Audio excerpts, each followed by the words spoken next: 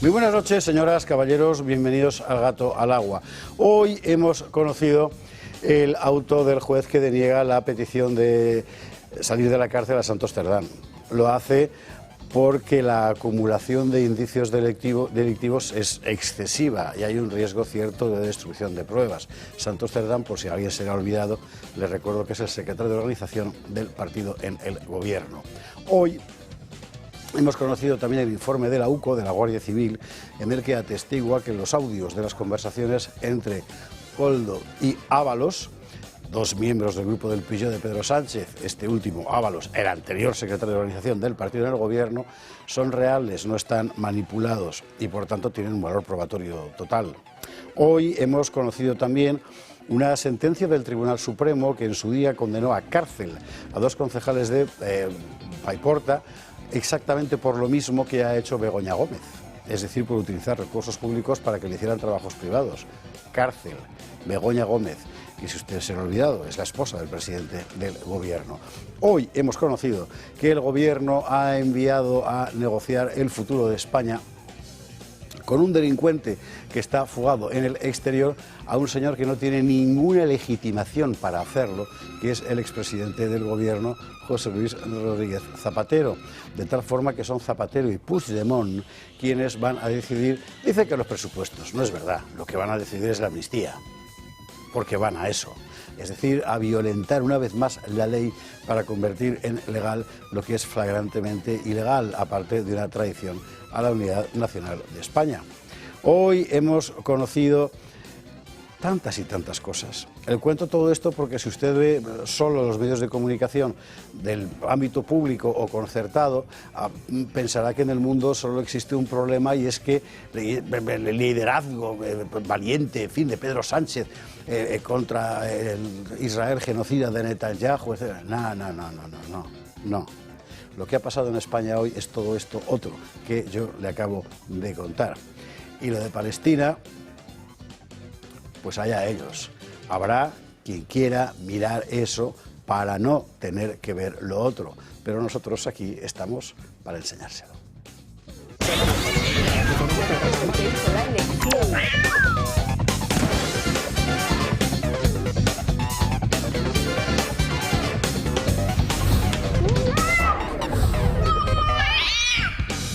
21:47, 20:47 en Canarias. Hoy en España ha pasado eso y otras muchas cosas. En fin, la verdad es que hay muchísimo de lo que hablar, así que atención a los titulares. Bueno, atentos a este debate, que es el típico debate que la opinión, ¿cómo decir?, oficial no quiere reconocer que existe. Existe. El velo islámico en la escuela. ¿Es libertad? ¿Es sumisión? ¿Qué es? Hoy en la Asamblea de Madrid, Vox llevaba una proposición para prohibir el uso del velo islámico en niñas menores en el colegio. El gobierno madrileño, junto a toda la oposición, por supuesto, lo ha vetado. Solo Vox defiende que se prohíba el uso del velo en las niñas menores en la escuela. Bueno, con nosotros estará Isabel Pérez Moñino, que es la que ha presentado esta propuesta en la Asamblea de Madrid para contárnoslo y debatiremos sobre ello. No queremos dejar de contar esto, que es la profanación del Valle de los Caídos a cargo de gente de ETA, de Sortu, vamos, es lo mismo, ¿verdad?, con el aval de Bolaños. Le cuento a usted la película, allí ya no hay ninguna seguridad ni ninguna protección. Esa gente se ha colado por cualquiera de los 1000 agujeros que tiene el Valle de los Caídos. Mire usted qué casualidad que en ese momento había un equipo de la BBC grabando. Qué casualidad. Mire usted qué casualidad que ese equipo estaba grabando con la autorización del ministro Bolaños. Qué casualidad.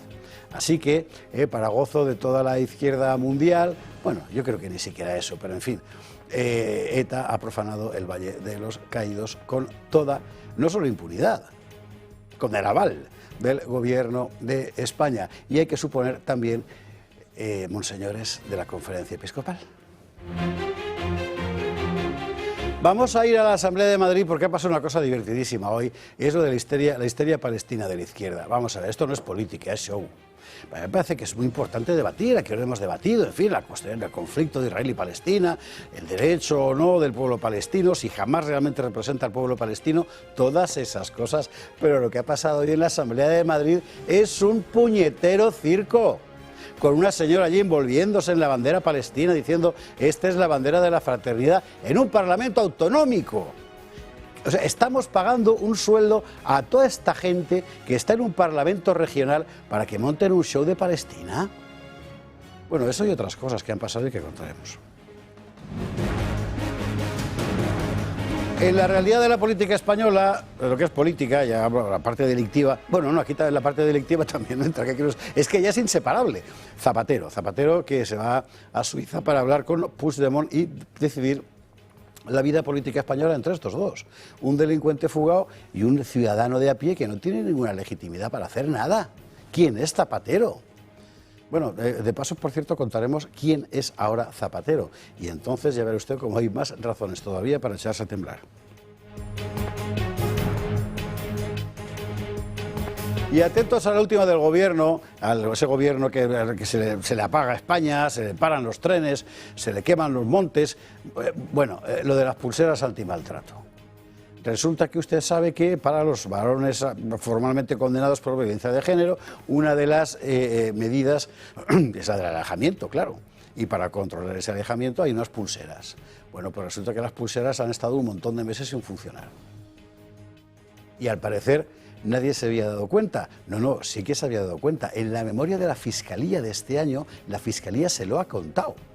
El propio Consejo General del Poder Judicial se lo había contado al Ministerio, que no había hecho nada, parece que había cambiado de proveedor, a saber quién se ha llevado a la comisión, esto ya me lo malicio yo, ¿verdad? Resultado, durante meses y meses y meses, millares de mujeres víctimas objetivas en sede judicial de maltrato han estado expuestas al acercamiento de su maltratador.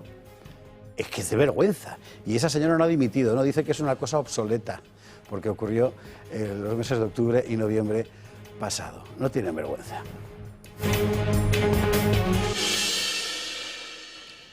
En fin, veremos todo esto en compañía de nuestros contertulios de esta noche. Doña Ana Cuartero, ¿qué tal? Muy buenas noches. Pues muy buenas noches, después de, como veis, un pleno espectáculo que hemos tenido esta mañana a lo largo de todo el día en la Asamblea de Madrid, en los que la izquierda pues ha dado efectivamente un show, ¿no? Con ese apoyo, digamos, un poco histriónico quizá a Palestina, pero en el que le hemos dicho también tantas veces, ¿no? Me encantaría oírles pedir la libertad para todos los rehenes que todavía siguen en las manos de Hamás. A mí tampoco. Leche, que es un parlamento regional. No, bueno, pero ya que te pones, tienes un problema de vivienda del carajo de la vela en la Comunidad de Madrid, un problema de sanidad acumulado, un problema con la educación, un problema con la inmigración, un problema con la seguridad, y esto va con la bandera de Palestina perdón, es que como yo vivo en la Comunidad de Madrid, malgré moi, ¿verdad? En fin. Y lo que estás viendo es que hay un montón de gente a que le estás pagando un sueldo para montar una especie de ¿cómo decir?, versión B del Parlamento de España. Totalmente. Bueno, ya que te he interrumpido de malas maneras, puedes acabar de decir. Nada, pero bueno, que es verdad que también hemos hablado y vamos a hablar aquí hoy seguramente de otras cosas muy interesantes y una preocupación grande también para los padres en España, que es esa permitir o no permitir, como habéis dicho en titulares, el velo islámico en las aulas, ¿no? Que en el fondo es defender o no defender que las mujeres en España sigamos siendo libres, ¿no? Porque creen que esto se limita a que una niña en un determinado instituto pueda o no pueda ir. Detrás del acceso libre con velo irá la imposición del velo cuando sean mayoría, y irá la imposición del velo no solo a aquellas que profesen la fe musulmana, sino que querrán que nuestras hijas en los institutos lleven velo, y así, bueno, pues irá desapareciendo la mujer, irá desapareciendo nuestra cultura, irán desapareciendo las familias cristianas, y por tanto, bueno, pues creo que es un tema que es muy importante que llevemos, que hablemos, y sin tapujos, sin pelos en la lengua. Sin velos, y sin velos. Sin velo.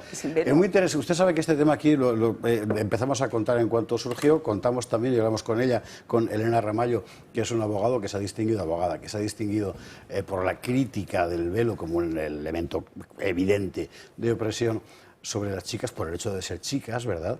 Y va a ser muy interesante, creo yo, contrastarlo con los argumentos, ¿cómo decir?, todavía oficiales. Esto es una expresión de libertad personal. No, o sea, vamos a ver, es que ponerse un niqab no es ponerse una peineta, no tiene nada que ver. Claro. Bueno, en fin, es un tema de Si me permites, además, un pequeño comentario. Ha llegado la presidenta de la Comunidad de Madrid, sorprendentemente, ha llegado a decirnos si es que queríamos que se pusieran en la puerta de los colegios y arrancaran la cabeza a las niñas. O sea, fíjate tú hasta dónde hay que llegar al absurdo para intentar defender lo indefendible, que es que haya una normalidad en el uso del velo islámico en España. Yo la verdad es que creo que ha sido de las veces en las que más desacertada ha estado la presidenta de la Comunidad de Madrid. Hasta el punto de que su corte mediática habitual la ha criticado. Claro, porque es muy significativo empezó en este diciendo que el problema era que copiaban las niñas en los exámenes, luego siguió diciendo que lo mejor era dejarlo en manos de los directores de los colegios para que en función de, o sea, es decir, abandonar a los directores de los colegios, a los padres de las niñas, ¿qué tal?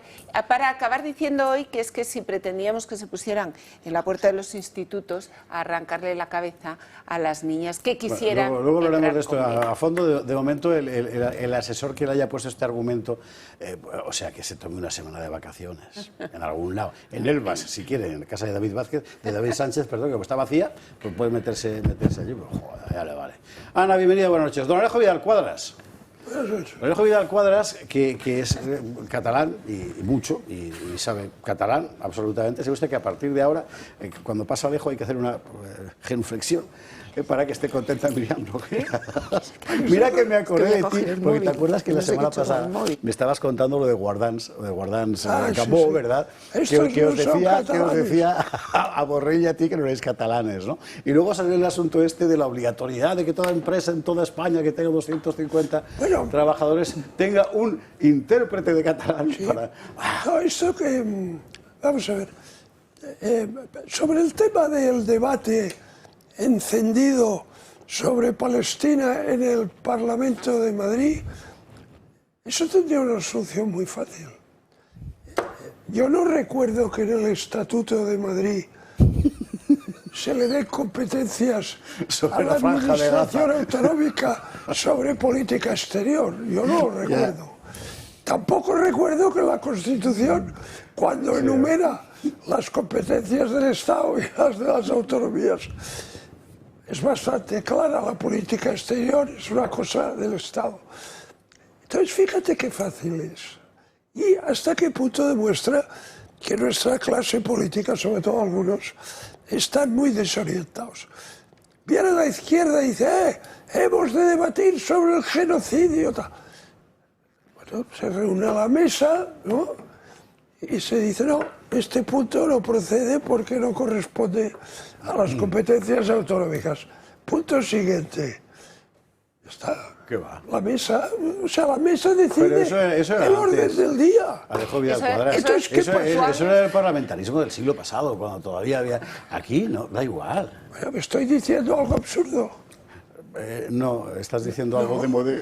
Que yo sepa, la mesa del Parlamento, yo he estado en varios parlamentos, desde autonómicos a europeos, pasando por nacionales. La mesa decide el orden del día.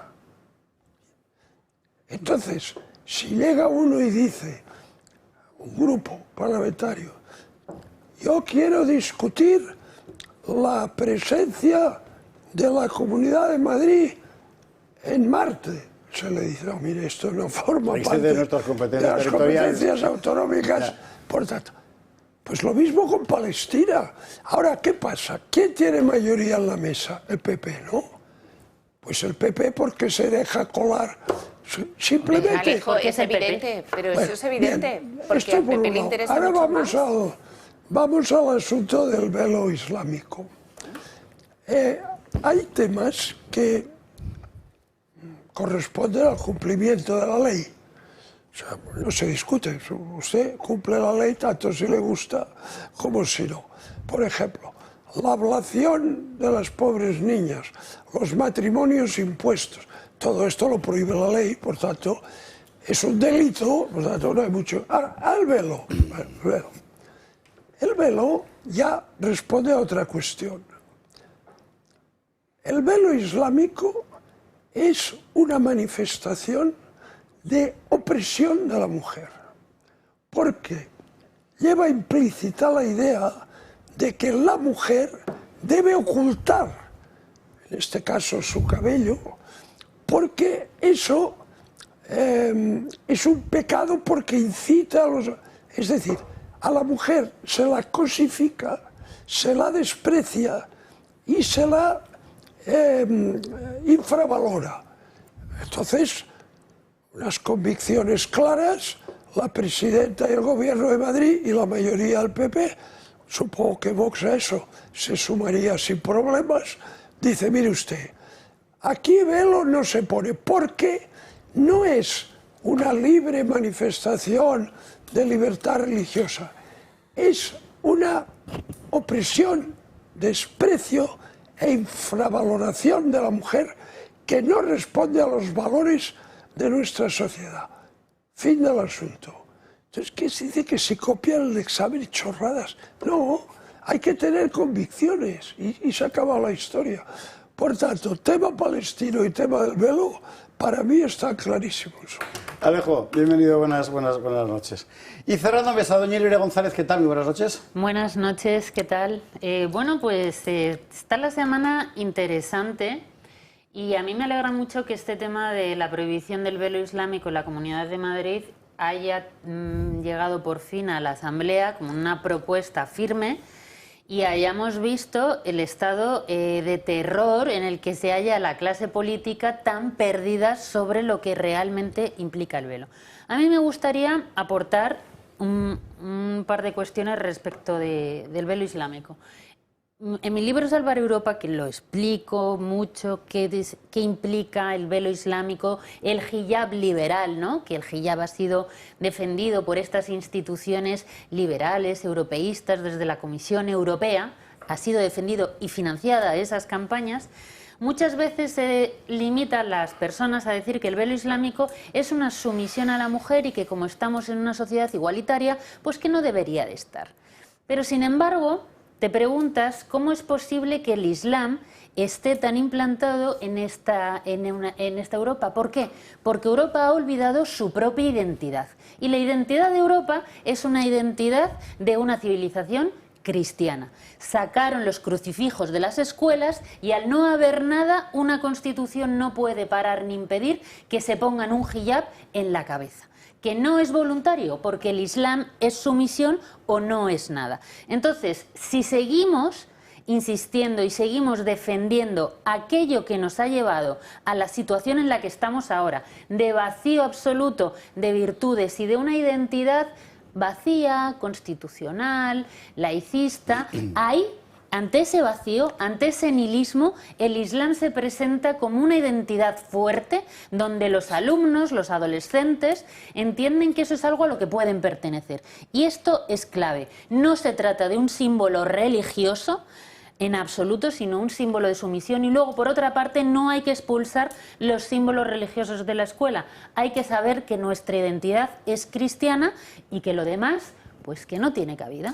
Tiene respeto... Tiene respeto, pero no cabida. Señalamos que el Partido Laborista Británico haya propuesto, no formalmente como partido, pero sí conspicuos políticos, mujeres por cierto, y no musulmanas, del Partido Laborista han propuesto ya que se incorpore la Sharia a modo de ley doméstica en la vida cotidiana de la población musulmana inmigrada en Gran Bretaña.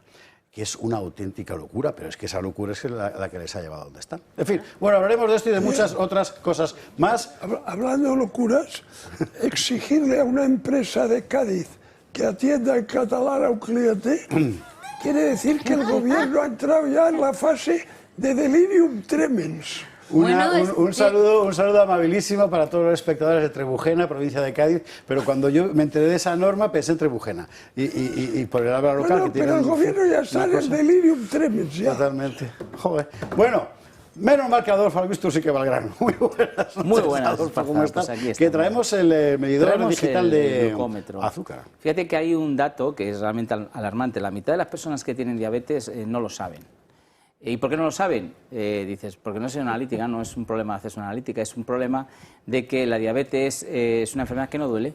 Nosotros fundamentalmente acudimos al médico cuando tenemos dolor, cuando vemos algo cambiar en nuestro... Pero la diabetes no, la diabetes va cambiando poquito a poco.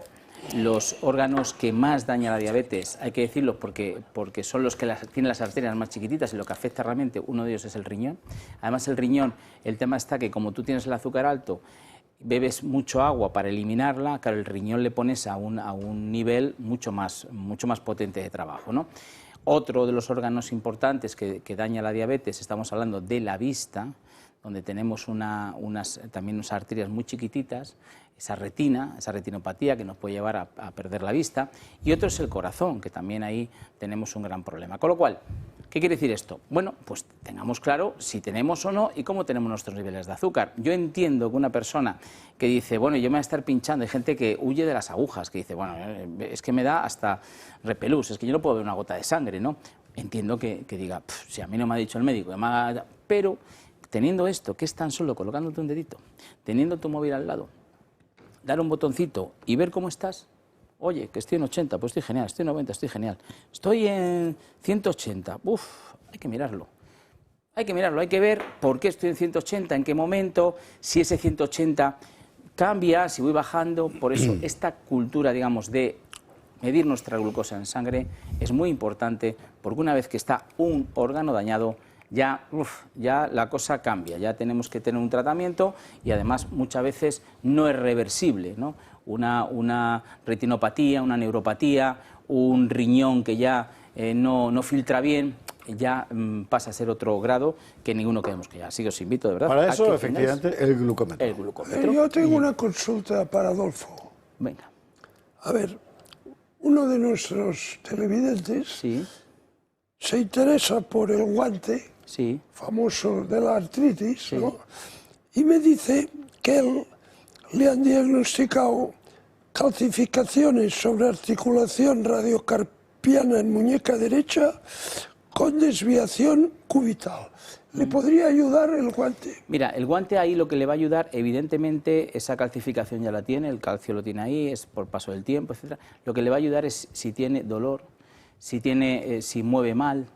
En eso sí. Me ha enviado una foto. Sí, mira, se ha puesto ahí una... Esa no la vamos a subir a pantalla porque Bueno, se ha puesto, miraríamos la intimidad una muñeca, ¿no?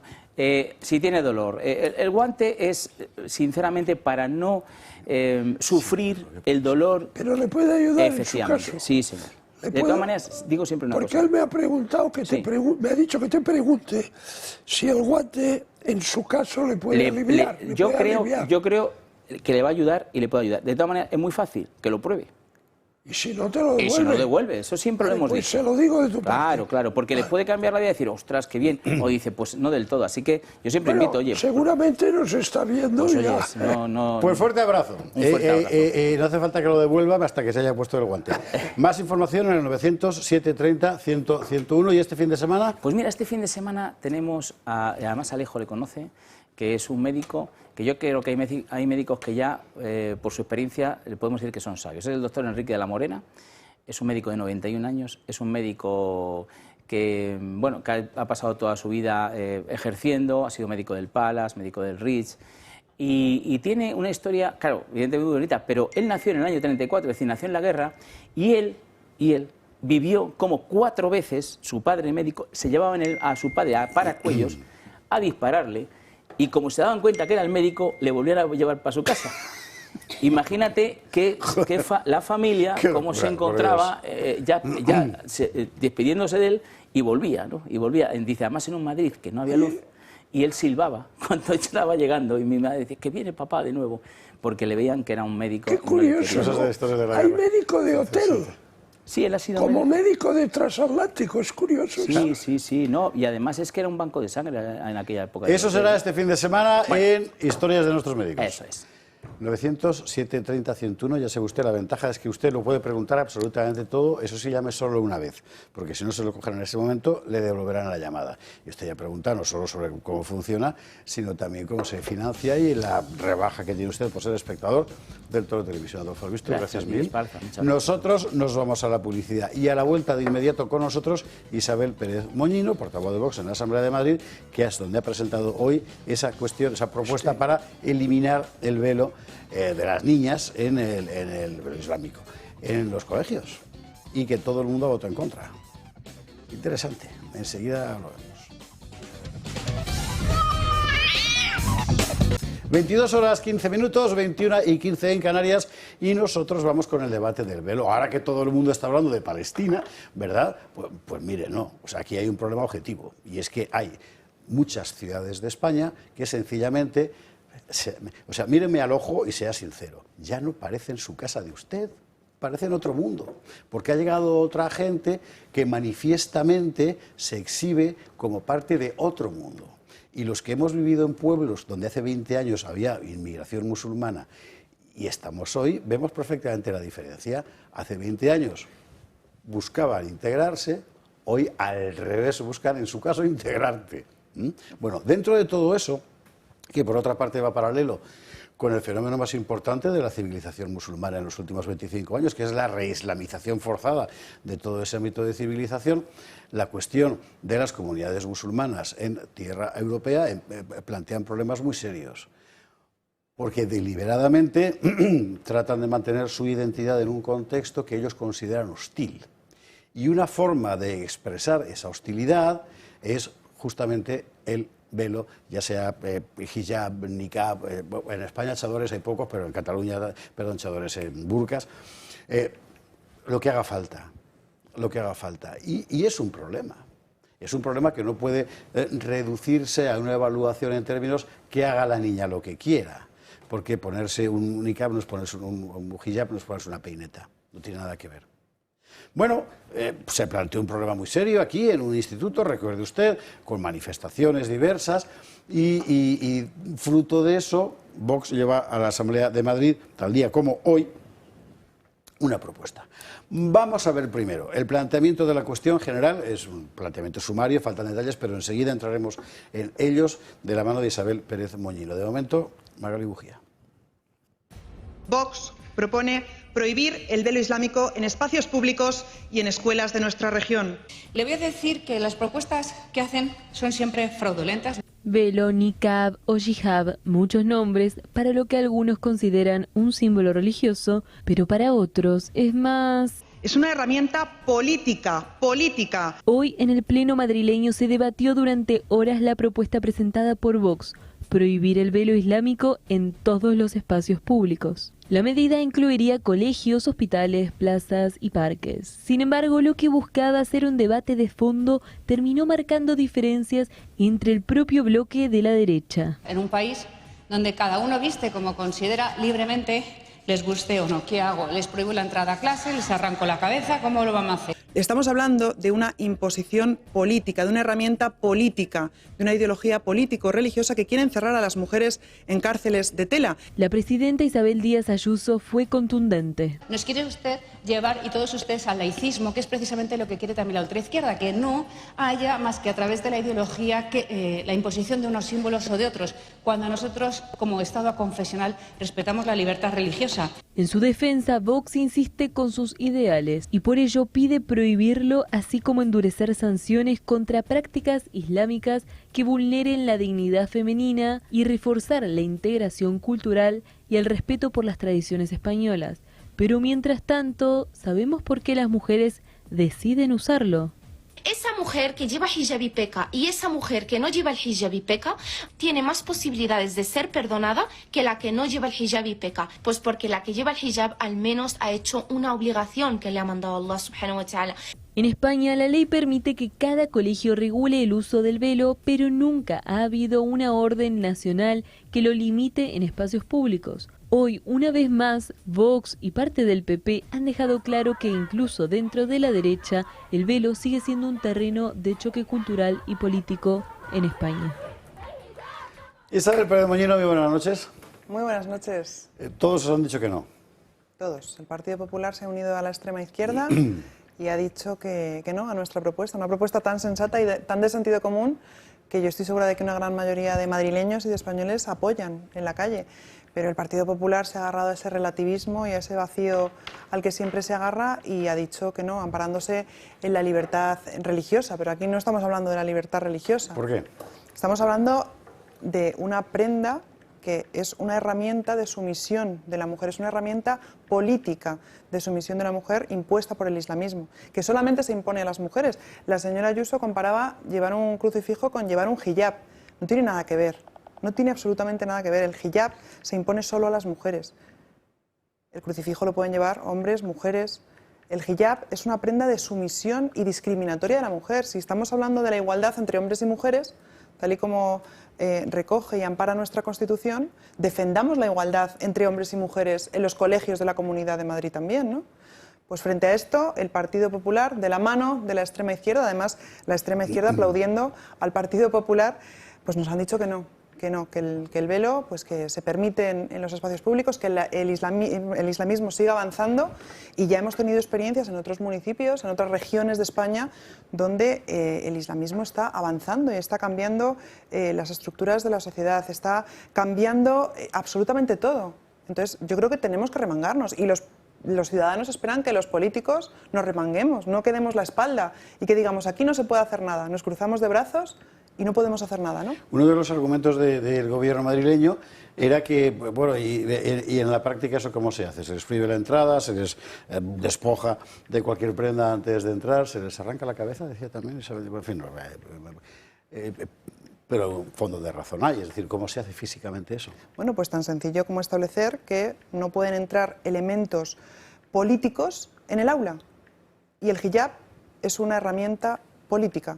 Entonces no tiene cabida. Ayer decía la señora Ayuso que prohibía las banderas de Palestina porque es un elemento político. Pues el hijab es exactamente lo mismo. Entonces, claro que podemos hacerlo. De hecho, llevamos dos comparecientes a la Asamblea de Madrid desde el grupo de Vox, una profesora Sonia Sierra, Sonia Sierra y Elena Ramallo, que además nos ven y a las dos les saludamos desde aquí. Y Sonia Sierra dijo en su comisión, ella es profesora en un instituto en Barcelona, y ella ha visto y ha conocido de primera mano cómo ha ido evolucionando el ocultamiento de la mujer por parte del islamismo. Decía que en los años 90 pues las mujeres musulmanas vestían de forma occidental, luego se ponían el hijab, luego se ponían el niqab, luego el burka, hasta que se invisibilizaban absolutamente. Y esto está pasando ya en España. Entonces tenemos que poner freno a esto. Y dijo Sonia Sierra que las comunidades autónomas tienen competencia para poder prohibir el acceso de las niñas con hijab a las clases. Ella decía, yo no sé si una niña lleva el pinganillo para los exámenes, si lleva el hijab.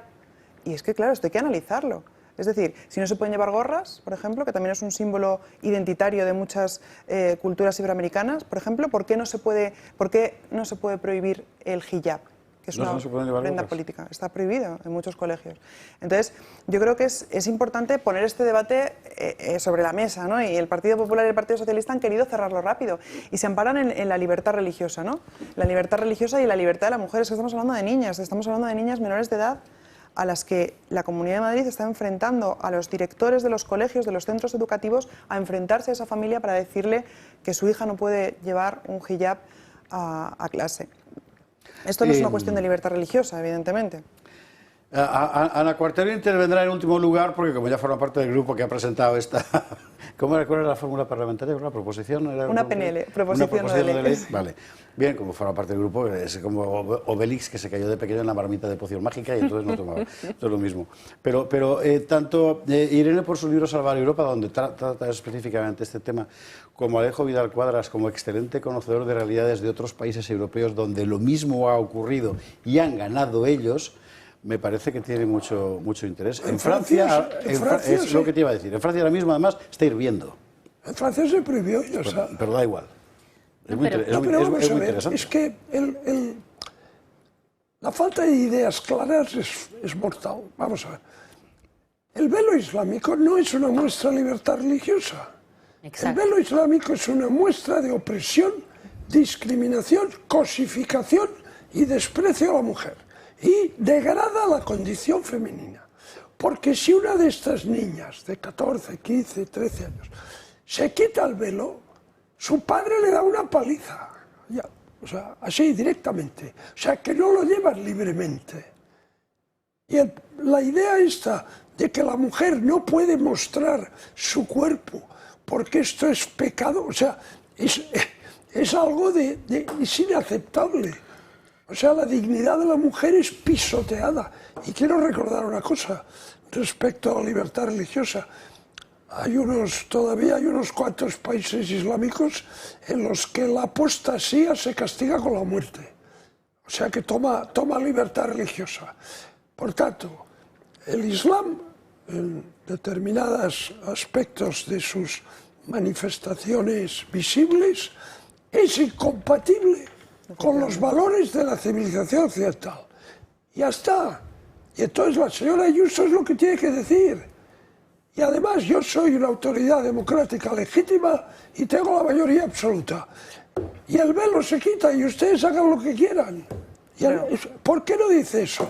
Ay, no, porque la libertad... ¿Qué quiere, que le arranque la cabeza a la niña? Falta de ideas claras, de convicciones firmes y de conceptos sólidamente implantados en la cabeza. Ese es el problema, porque el Islam lo tiene clarísimo. Isabel. O sea, el Islam lo tiene clarísimo. Bueno, ha llegado... O sea, o pasas por el Islam o puedes incluso morir. Entonces, lo tiene clarísimo. Ha llegado a tachar nuestra propuesta la señora Ayuso de fraudulenta hoy. Y claro, ellos se basan en esa libertad religiosa, ¿no? Decían, no, es que hay libertad religiosa y por eso no podemos prohibir el acceso del hijab a los colegios e institutos de la Comunidad de Madrid, pero si tenemos en cuenta esa libertad religiosa, por ejemplo, el Islam permite que los hombres puedan tener hasta 4 mujeres, es decir, la poligamia. Basándose en ese principio del que habla el Partido Popular, habría que despenalizar la poligamia para garantizar la supuesta libertad religiosa de los musulmanes. Pero es que lo que no entienden y lo que no han querido entender es que no es una prenda religiosa, es que es una prenda de sumisión, de misoginia, de discriminación de las mujeres y de las niñas. Y esto no lo han querido entender ni en el Partido Popular ni en la extrema izquierda, que hoy se han dado la mano otra vez para votar en contra de una propuesta que yo cuando salgo a las calles y hablo con distintos madrileños que han votado a distintas opciones políticas, me dan la razón y dicen, es que no puede ser que en el instituto de mi hija haya niñas que vayan tapadas. No puede ser que cuando voy al parque con mi hija, en barrios, por ejemplo, de la zona sur, en Parla, por ejemplo, también, en municipios como Parla, como Pinto, como Getafe, las niñas en los parques ya vayan tapadas. Porque es una prenda discriminatoria y es una herramienta política de sumisión de la mujer impuesta por el islamismo. Y yo creo que frente a esto los políticos tenemos una responsabilidad y tenemos que enfrentarnos al avance del islamismo. Y tenemos que decir que es incompatible con Occidente. Y lo que no puede ser es esos mensajes de resignación del Partido Popular constantemente, cada vez que llevamos una propuesta. Es que no podemos hacer nada, es que es inconstitucional. Es que no podemos hacer nada. Tú vete a Riyadh.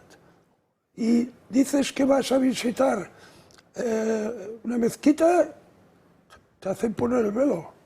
Es que, además, esto es muy interesante, esto que has mencionado ahora y la respuesta que da el Partido Popular, porque ellos siempre, cuando vienes a poner el problema existencial encima de la mesa y a decir que quieres hacer algo, en este país durante 40 años siempre ha habido un partido que se ha dedicado a anular toda oposición, a decir... No, eso no se puede, uy, mira, eso es muy complicado, no lo entiendo yo, así que supongo que tú tampoco, no se puede hacer nada. Ahora dicen que si es, que a lo mejor es inconstitucional y lo llaman fraudulento. Pues muy bien, que lo sea, no es la amnistía inconstitucional. Bueno, pues vaya usted a los tribunales y que decidan posteriormente si es inconstitucional o no. No lo sabemos todavía, pero que haya, por ejemplo, un primer paso, como tú muy bien dices, por parte de los políticos, que les importe que haya niñas de 9 años ya tapadas en Madrid, que yo las he visto en mi barrio, ya hay gente con el niqab, que solamente el niqab es donde solamente se te ven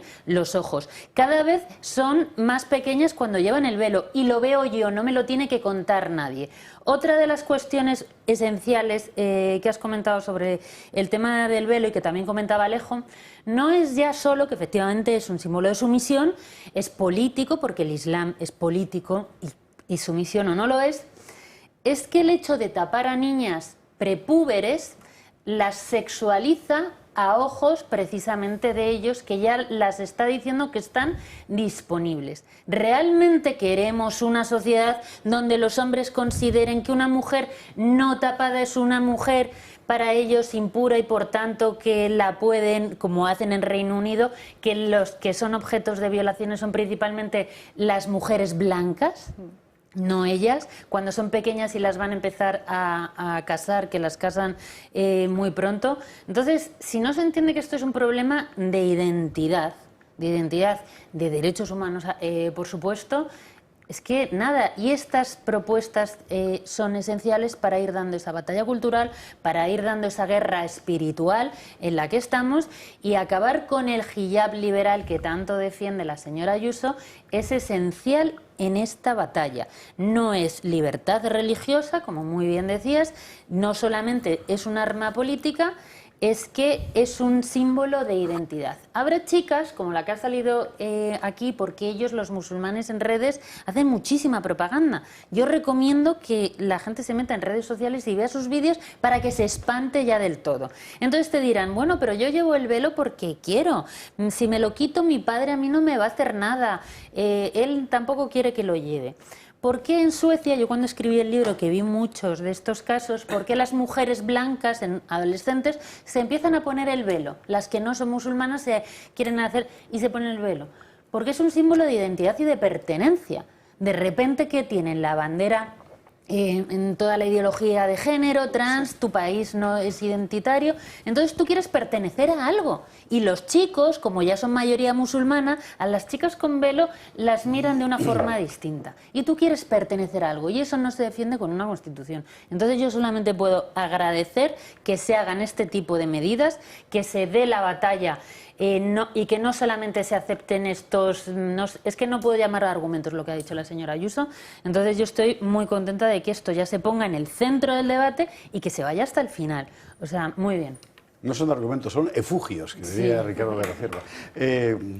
Bueno, efectivamente, Irene, totalmente de acuerdo con todo lo que has dicho. El otro día nos comentaba también la profesora Sierra. Bueno, es que estamos en contra del velo islámico en los espacios públicos. El otro día comentaba la profesora Sierra que ya en Francia se ha popularizado la camisa del metro, ¿no? Entonces, que las mujeres llevan una camisa para cubrirse ante las miradas lascivas de los hombres, que claro, las que no llevan, las que no van cubiertas con hijab o niqab o burka, pues son mujeres impuras, susceptibles de ser pues acosadas o tocadas, utilizadas, violentadas. Y esto se está popularizando en Francia. Aquí en Madrid hay muchas mujeres que ya me dicen que condicionan su vestimenta en función de la hora a la que salen, en función del barrio que visitan, en función de si tienen que coger el metro o no tienen que coger el metro. Estamos perdiendo libertad y alguien tendrá que alzar la voz por estas mujeres y alguien tendrá que dar esta batalla cultural. Tenemos un Partido Popular que se pone de perfil, el relativismo, el vacío existencial, el liberalismo, y luego tenemos a una izquierda que dice ser feminista y que luego permite que haya niñas sometidas a un padre o a una familia que vayan veladas a clase, vulnerando su derecho a la igualdad entre hombres y mujeres. Y esto lo está permitiendo también la extrema izquierda. Ana. La verdad que sí, y además yo creo que muchas veces no se reflexiona qué pasa el día después de que se normaliza la presencia del velo islámico en el colegio, ¿no? Creo que es muy importante, después de que hemos oído tanto, ¿no? Tantos 8M, tantas manifestaciones feministas, tanto de, es que no se puede decir que han abusado de ella porque llevaba la falda muy corta. Bueno, yo creo que hay que pensar qué es lo que va a pasar el día que, por ejemplo, en ese instituto de Parla, al día siguiente de que se normalizara el velo islámico.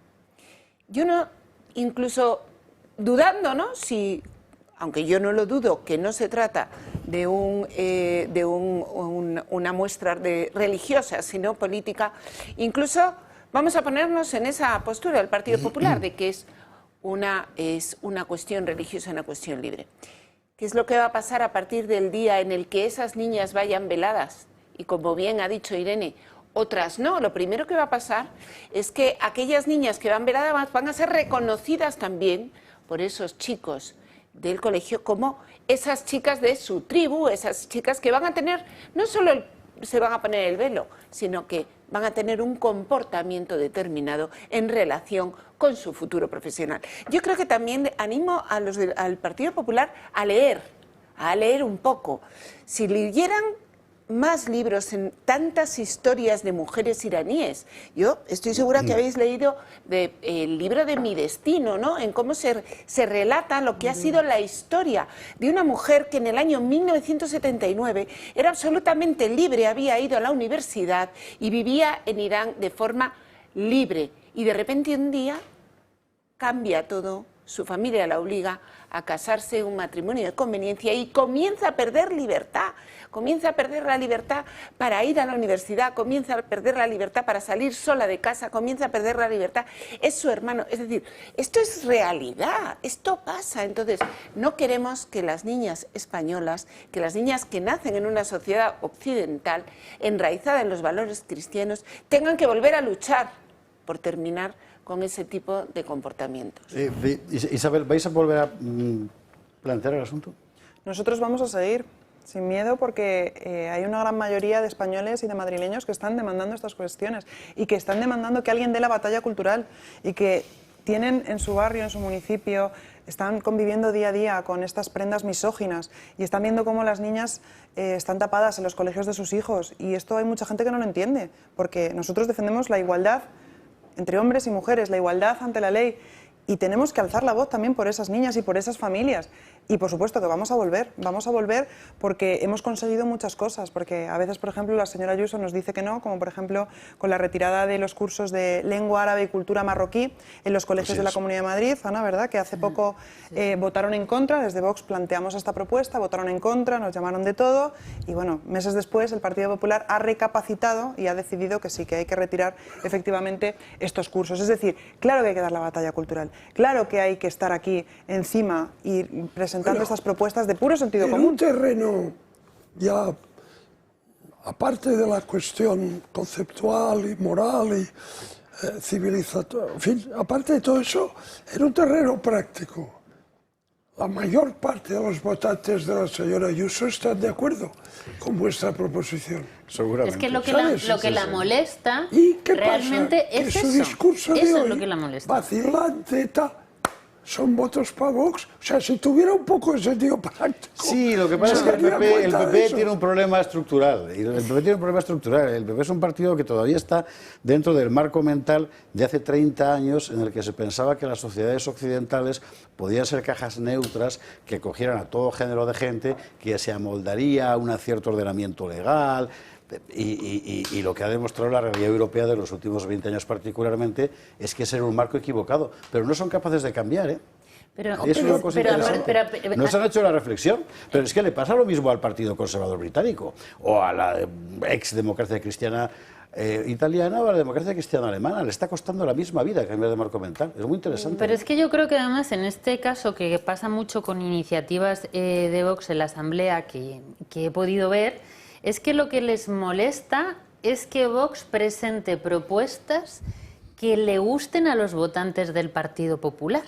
Eso es yo creo que lo que más molesta, porque eso entonces implica y recuerda que a lo mejor ella está haciendo, o sea, puede tener una competencia, realmente tiene una oposición y que ella no está defendiendo todo lo que quieren los votantes suyos. Entonces, por eso se obceca en lo que no son argumentos para intentar rebatirlo. Pero dice José Javier que hace 30 años, vamos a ver, el libro de Giovanni Sartori sobre el multiculturalismo, que se lea mi libro, ya es muy antiguo, ¿eh? Sí, y el de Oriana Fallaci, sobre, pero una cosa es que hay rabia intelectuales y que lo orgullo, dicen... Rabia y orgullo de Oriana Fallaci. Una cosa es que hay intelectuales que dicen, mira lo que hay, y otra cosa es que los políticos dicen, bueno, solo quieren dinero, ¿sabes? Ese tipo de reacción típica del político, el problema no es nuevo. Claro que no. Y fue claro tratado ya en su momento. Pero los políticos no han sido capaces de entenderlo, y aún no lo son hasta que les ha estallado en las manos. Pero creo que el caso británico es paradigmático. Es que es como explicaba Sartori, una cosa es la sociedad plural, el pluralismo.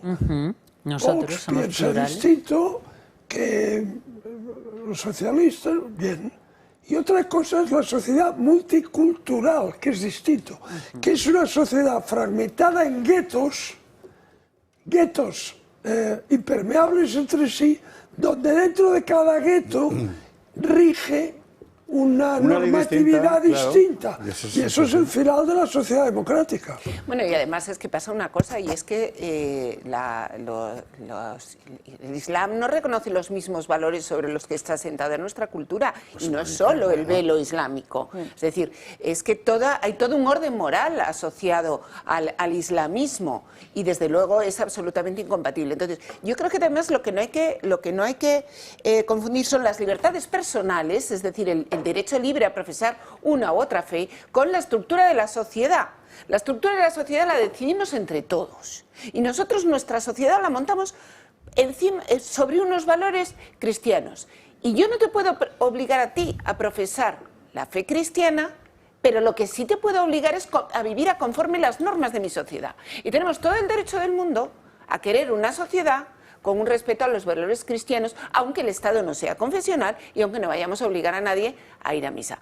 ¿Qué es lo que le pasa al PP desde mi punto de vista? Que ha habido muchísimo tiempo en el que han intentado convencerse de que uno no se puede profesar católico abiertamente, o que no puede decir que considera que los valores cristianos o que la doctrina social de la Iglesia son la mejor base que se ha encontrado hasta ahora para construir una sociedad justa, una sociedad en la que la gente se respeta, una sociedad en la que no se droga, no se roba, en la que no se mata, en la que se respeta al feto no nacido, en la que se respeta al anciano. Es decir, la mejor sociedad que concebimos a día de hoy es la que se soporta en los valores cristianos. ¿Por qué? Porque, como nosotros hemos recogido en nuestro programa, respeta la dignidad humana en toda la amplitud de su extensión.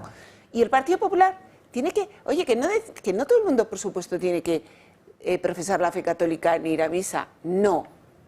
Pero ellos y nosotros defendemos, o deberían defender con nosotros, una sociedad que se ha montado en torno a unos valores cristianos. Isabel. Pues hoy el Partido Popular, entre sumisión o libertad, ha elegido sumisión, claramente. Pero nosotros vamos a seguir, José Javier. Y yo creo que los madrileños y los españoles tienen que saber que hay un partido político, que es Vox, que es el único partido que está abriendo debates que el Partido Popular daba por cerrados, que estamos abriendo debates de los que se hablan en la calle, ¿no? Decíamos que les hacía falta leer, por supuesto que les hace falta leer mucho, pero también les hace falta pisar los barrios, pisar las calles, porque cuando desde la Asamblea de Madrid el gobierno de la señora Ayuso nos habla de las bondades del multiculturalismo, yo creo que no han pisado los barrios y los municipios que hoy están conviviendo con ese multiculturalismo muchas veces incompatible con Occidente. Están viviendo pues, con niñas tapadas, mujeres tapadas, narcopisos, delitos que jamás habíamos conocido, machetazos. Y esto también tenemos que hablar, porque esto es nuestra región, es Madrid, es nuestro país, y tenemos que hablar sobre esto. Pese a que el Partido Popular quiere cerrar todos los debates y decir que no se puede hacer nada, y que, pues eso, llevan años dando la espalda a los españoles. Pero nosotros estamos aquí para hablar de lo que de verdad le importa a los españoles, de los problemas reales que tienen los españoles, y mientras tanto pues vemos al bipartidismo perdido en sus casos de corrupción, en problemas ajenos a España que están ocurriendo a miles de kilómetros. Pero nosotros en Madrid vamos a seguir hablando de los problemas de Madrid y, por supuesto, vamos a seguir de los problemas que están afectando a toda España. Isabel Pérez Mollino, muchísimas gracias por estar aquí esta noche con nosotros para contarnos esa PNL, que quiere decir proposición no de ley, que presentaba el Grupo Popular en la Asamblea de Madrid para proscribir el velo islámico en lugares públicos y en los colegios, las niñas. Oye, pero que se quede, y así están 3-1. Pero tendrá que descansar. Que me encantaría, pero me están esperando en casa. 3-2. A la publicidad, venga. ¿Y a la vuelta de qué vamos a hablar? A la vuelta vamos a contar lo del Valle de los Caídos. Vamos a contarlo porque es una humillación deliberada. Humillación deliberada tolerada por el mismo tipo que negoció con la Conferencia Episcopal lo del Valle de los Caídos. Así que aquí vamos a empezar a repartir estopa a todos. Así que mejor que se vaya a saber porque va a quedar alguna también a ella, sin merecerlo. O sea que, publi, y a la vuelta vamos con eso. 22:48, 21:48 en Canarias, se marcha Isabel Pérez Mollino. Hemos estado hablando de un asunto del que nadie quiere hablar, como de tantos problemas que hay, en fin. Bueno, y ahora vamos a contar otra cosa que seguramente creo que poca gente más contará, pero que a nosotros nos interesa contarla por varios motivos. Y el principal es que el felón debe sufrir sobre su espalda toda la vergüenza de su felonía. Y el que se dé por aludido, con toda seguridad, se dará con justicia por aludido. Aquí se trata de la profanación etarra del Valle de los Caídos, con todos los parabienes del gobierno. Yo no le negaré que ha habido gente muy cercana a este programa que decía, es que esto lo han hecho para que se cuente. Mejor no lo cuentes. Digo, ya, es verdad, pero como se va a contar de todas formas, como están ya todas las redes llenas con esas imágenes, vamos a contarlo desde aquí, para decir lo que hay. Lo que hay es eso, un equipo de Sortu, es decir, el mundo de ETA, entra en el Valle de los Caídos como quiere, allí ya no hay Guardia Civil, hasta donde yo sé, eso está la grita de patrimonio. Hay muchos lugares por donde entrar en el valle, o sea, no hace falta entrar por la puerta. Los que somos montañeros lo sabemos. Y allí extienden pancartas de reivindicación de ETA en conmemoración de los 50 años de los últimos fusilados, de este tipo de cosas, de franquismo y tal. Mire usted por dónde, qué casualidad, allí había un equipo de la BBC que estaba grabando. Como no pasa nada en Inglaterra, ¿verdad? Pues estaba el equipo de la BBC en el Valle de los Caídos. Mire usted qué casualidad, ese equipo de la BBC había pasado allí con el permiso expreso del Ministerio de Bolaños. Mire usted qué casualidad. Mire usted, monseñor, qué casualidad. Porque esta vergüenza, esta humillación de todos los católicos españoles es fruto directo de la cobardía de la Conferencia Episcopal. Y casi que mejor que me callo, ¿no? Porque me estoy sublevando, pero es solo para dar un poco más de tiempo a que se subleven del todo ya nuestros contertulios, porque esto es una vergüenza intolerable. En fin, ¿qué quiere usted que le diga? Bueno, es que estas imágenes, que son, como tú muy bien has dicho, una humillación, yo creo que son además una antesala. Estas imágenes que hemos visto de Sortu, de ETA, colgando carteles ahí en el Valle de los Caídos, son una antesala de lo que vamos a ver ante la profanación que ya está preparando el gobierno con el consentimiento de la Conferencia Episcopal para hacer una nueva basílica, el atrio, ese patio que estamos viendo en las imágenes enfrente de la entrada a la Basílica del Valle de los Caídos, que quieren poner ahí un museo guerra civilista y quieren destruir algo tan bello que ellos no fueron capaces de crear. Entonces esto es una antesala de lo que vamos a ver. Y sí, bueno, yo lo que quiero decir es que se creerán que están ganando por colgar unas meras pancartas, pero que realmente no pueden ganar a los que aún estamos vivos, conscientes, que defendemos la fe, que defendemos España, pero sobre todo defendemos la verdad del Valle de los Caídos, que no tiene nada que ver con todo lo que ha permitido la Conferencia Episcopal, traicionando a todos esos católicos que fueron asesinados por ser católicos durante la Guerra Civil y que descansan allí en paz. A un lugar que se levantó, dicen, no, pero no es verdad que se levantase para la reconciliación, porque pusieron allí a gente que no creía. ¿Y qué creen que tiene un católico? Un católico, ¿qué tiene para ofrecer paz? Yo no tengo nada más que la cruz. Y eso es lo que se ofreció en su momento los católicos de ese momento para hacer una España unida y en paz. Estos traen la guerra y esto es también lo que ha permitido, por supuesto, la Conferencia Episcopal. Alejo, Ana. Vamos a ver, ya la cosa empezó mal con la exhumación de los restos de Franco y de José Antonio. Aquí la Conferencia Episcopal y el nuncio tenía que haberle dicho al gobierno, mire usted, esto es espacio sagrado, esto es una basílica consagrada y aquí no se toca nada, porque además el concordato me respalda. Por tanto, si lo hace usted será por la fuerza, porque nosotros nos oponemos. Y no se hubieran atrevido, José Javier. Esa fue la posición del prior. Esa fue la posición del Claro. prior, corregida por... Claro, es decir, no, aquí no entra usted, ¿vale? Claro. O sea, vamos a ver, no hay que remontarse a, no sé, a Santo Tomás Becket, ¿no? No, o sea, no, aquí no entra. O sea, las tropas del rey no entran aquí, esto es reservado a Dios y Exacto. la autoridad del rey aquí no rige. Y entonces, la preciosa obra de Eliot, ¿no? Los caballeros lo asesinan en el altar, ¿no? pero él defiende con su vida. Pero esta tropilla de obispos, de burócratas, de obispos temblorosos, vamos a ver, o sea, ya no quedan Santo Tomás Becket y Santo Tomás Moro, ya no quedan, ¿no? Sí, sí, pero en la conferencia episcopal no. No llega a la conferencia episcopal. Hay una cosa, si me permites, muy breve, perdón que me cuelo muy breve. Cuando van allí siempre se empeñan en decir que el Valle de los Caídos es un monumento franquista. Yo cada vez que he ido es un lugar para mí sagrado, un lugar donde te encuentras con Dios, donde hay una basílica maravillosa que te invita al recogimiento, donde estás en contacto con la naturaleza. Solamente necesitas ir buscando la verdad y la belleza, y es imposible que allí no encuentres a Dios. Y esta gente está permitiendo que se haya politizado para que los malos ganen a algo tan bello.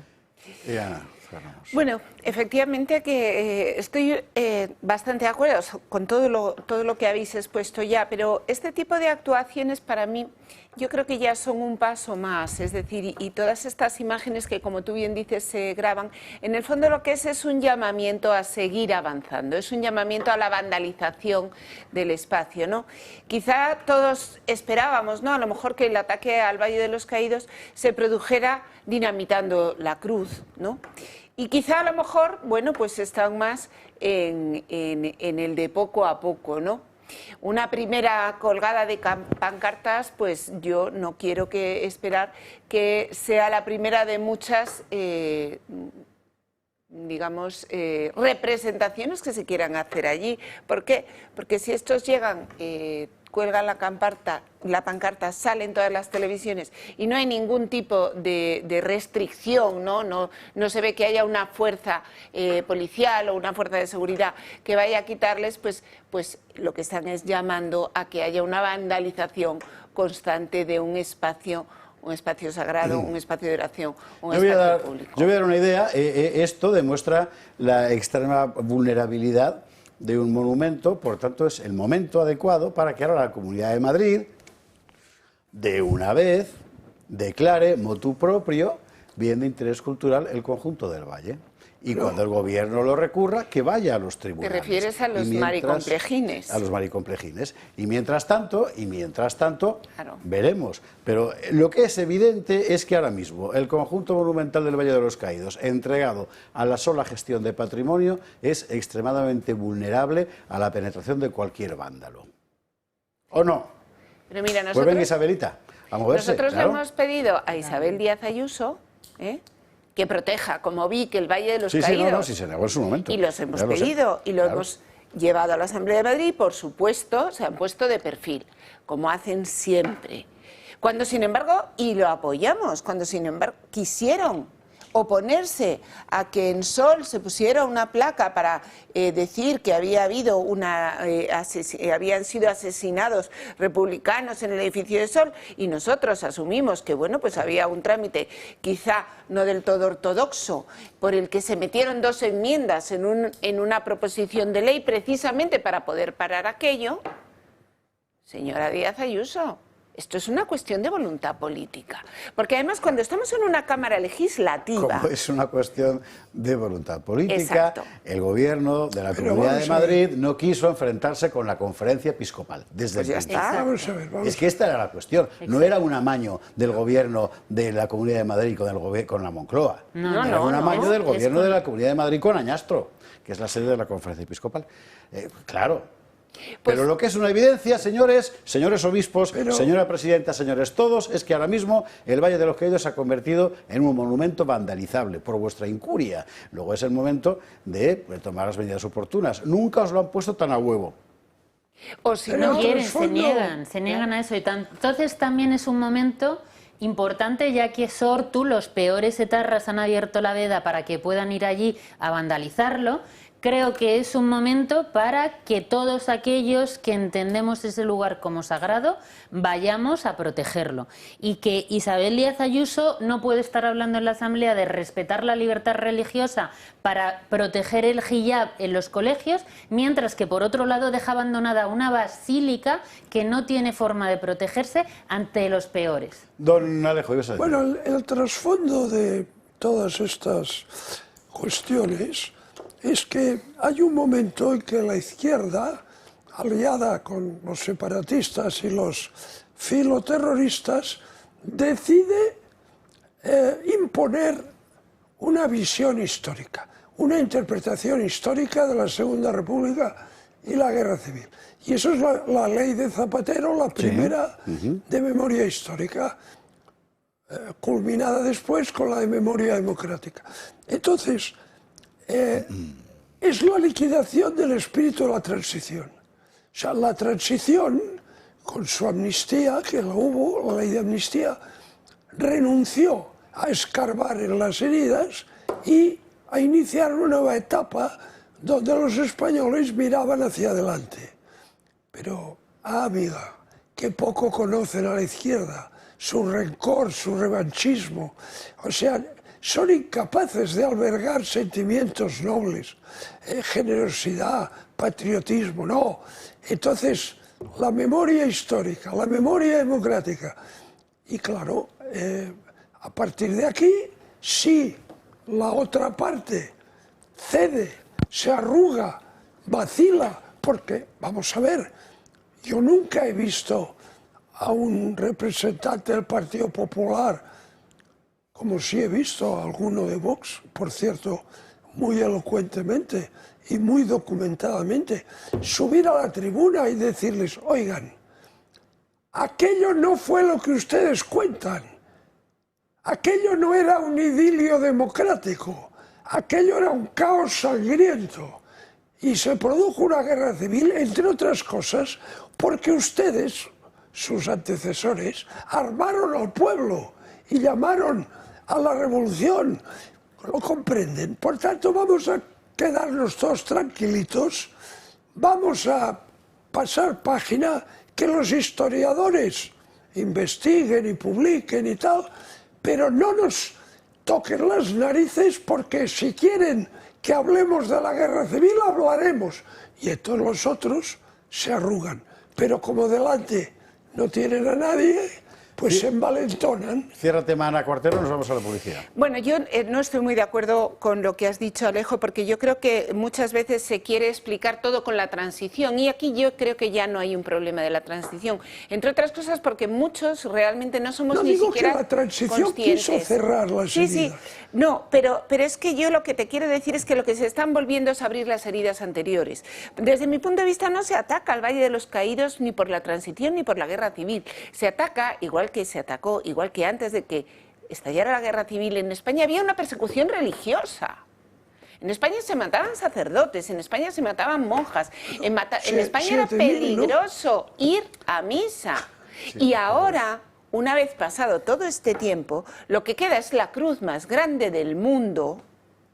Y ahora que todo el mundo parece haber olvidado que en los inicios de la guerra civil hubo una persecución religiosa, la persecución religiosa vuelve por un lado de la mano del islamismo, que quiere borrar esa cultura cristiana, y vuelve de la mano de los que siempre persiguieron sacerdotes, asesinaron monjas y persiguieron a la gente, profanaron iglesias, quemaron capillas. A la publi esperamos ardientemente la próxima intervención de la Conferencia Episcopal, explicando que esto forma parte del proceso de resignificación de la Basílica, que no tenéis vergüenza.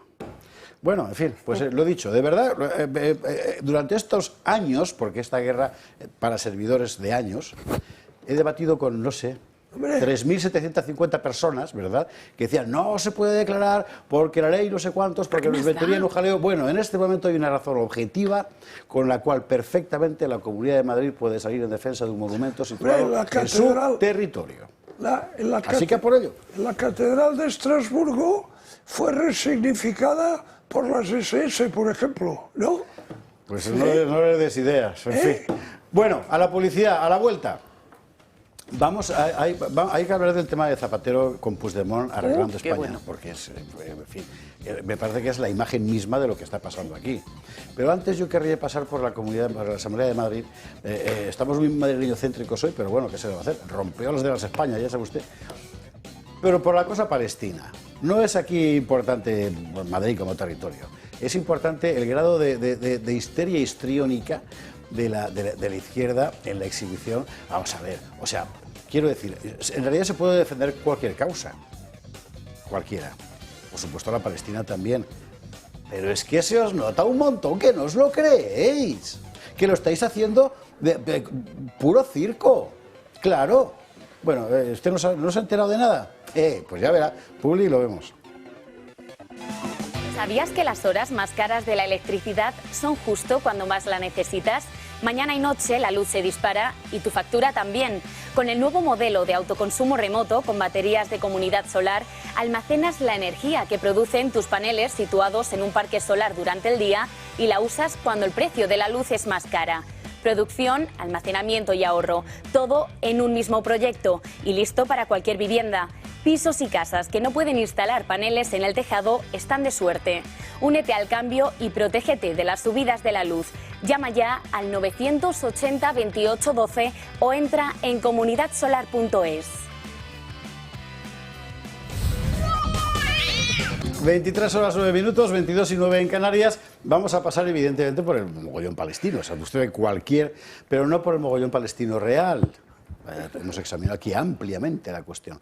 No, vamos a hablar de la versión Cañí, ¿no? Es decir, de cómo están manejando, muy particularmente la izquierda, claro, esa es su bandera ahora. Vamos a ver, o sea, se inventaron el feminismo y empezaron a soltar violadores. El ecologismo, llegan las riadas y los incendios. El Franco. Y de repente aparecen cientos de miles de jovencitos imberbes diciendo, iba como molaba. No, claro, necesitan algo. Palestina, bueno. Y lo de la Asamblea de Madrid, vamos a ver.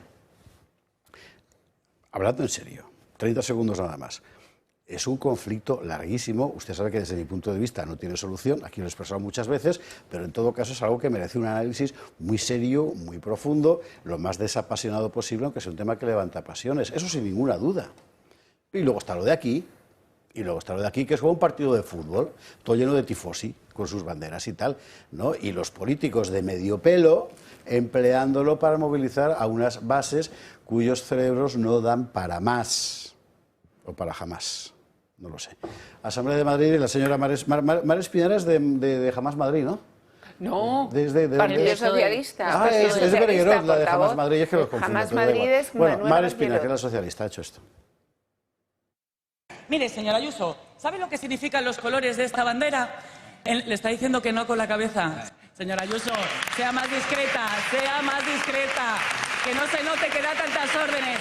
Mire, el negro representa el exilio que sufrió el pueblo palestino, el blanco la paz y el verde la esperanza de poder vivir en una tierra fértil. El rojo es la sangre derramada de cientos de miles de palestinos. Posición del Partido Socialista en Asamblea de Madrid. Luego la Bergerot. Sí, no. Bergerot ha subido un escalón. Vamos a verlo. Esas 20.000 niñas y niños asesinados por el ejército de Israel, ¿debían morir? ¿Cuántos muertos más necesita usted para estar del lado correcto de la historia? Respóndame, presidenta, pero míreme a la cara, porque usted es muy faltona en la distancia, pero luego bien que baja la mirada. Bueno, y todo así. Me parece que es esta la que he dicho que será la bandera de la fraternidad. Hombre, yo que sé, hay otras cosas, ¿no? Pero fraternidad, ¿qué quiere usted que le diga? Y sabe usted que es lo peor, además, por mucho que aquí se venda y por muy trágica que sea la situación allí, que esa no es la bandera de Hamás. Esa es la bandera nacional, de una nación que no ha logrado existir. Pero Hamás no es la nación palestina. Al revés, es su principal problema en este momento. Pues desde hace ya unos cuantos años. A mí lo que querría subrayar es la utilización perfectamente espuria de un conflicto real y trágico por parte de unos políticos sin el menor escrúpulo, solo con fines demagógicos, para movilizar a unas bases que no tienen otra cosa para movilizarse, porque todo lo que esos políticos les dan es basura. Y lo que no lo es, enseguida sale mal y se convierte en basura. Bueno, Isabel Díaz Ayuso ha contestado, sacamos un trocito, es esto. A ver cuándo ponen una bandera de España o una de la Comunidad de Madrid, porque se les olvida a quienes representan. Pero usted se da cuenta de que no saben de lo que están hablando. Van a perseguir a su familia, como han hecho con el director de ese equipo, que insisto, no representa a Israel. Dan vergüenza de la A a la Z, señoría. Yo no hablo con Netanyahu, yo no sé quién es este señor. Yo no promuevo nada. Yo promuevo la integración en Madrid de niños gazatíes, de niños de todas partes, pero también de los madrileños que son judíos y están empezando a ser perseguidos en su propia casa. Solo una cosa más para terminar el día. En fin, bueno, hay más cosas, pero la más llamativa sin ninguna duda. Visto que esto le da resultado, por lo menos mediático, Pedro Sánchez ha dicho: vamos a investigar a Netanyahu por crímenes de guerra. ¿Y a quién se lo han encargado? ¡A Dolores Delgado! Sí, esta es la... García Ortiz autoriza a Dolores Delgado, ya ve usted, a investigar los crímenes de Israel en Gaza y apunta al genocidio como Sánchez. Bueno, vamos a ver. Creo que ha sido la ministra de Igualdad la que ha dicho, la que se le ha escapado, ¿no? Y entonces el gobierno ha decidido, o sea, es la independencia de la Fiscalía, ya ve usted.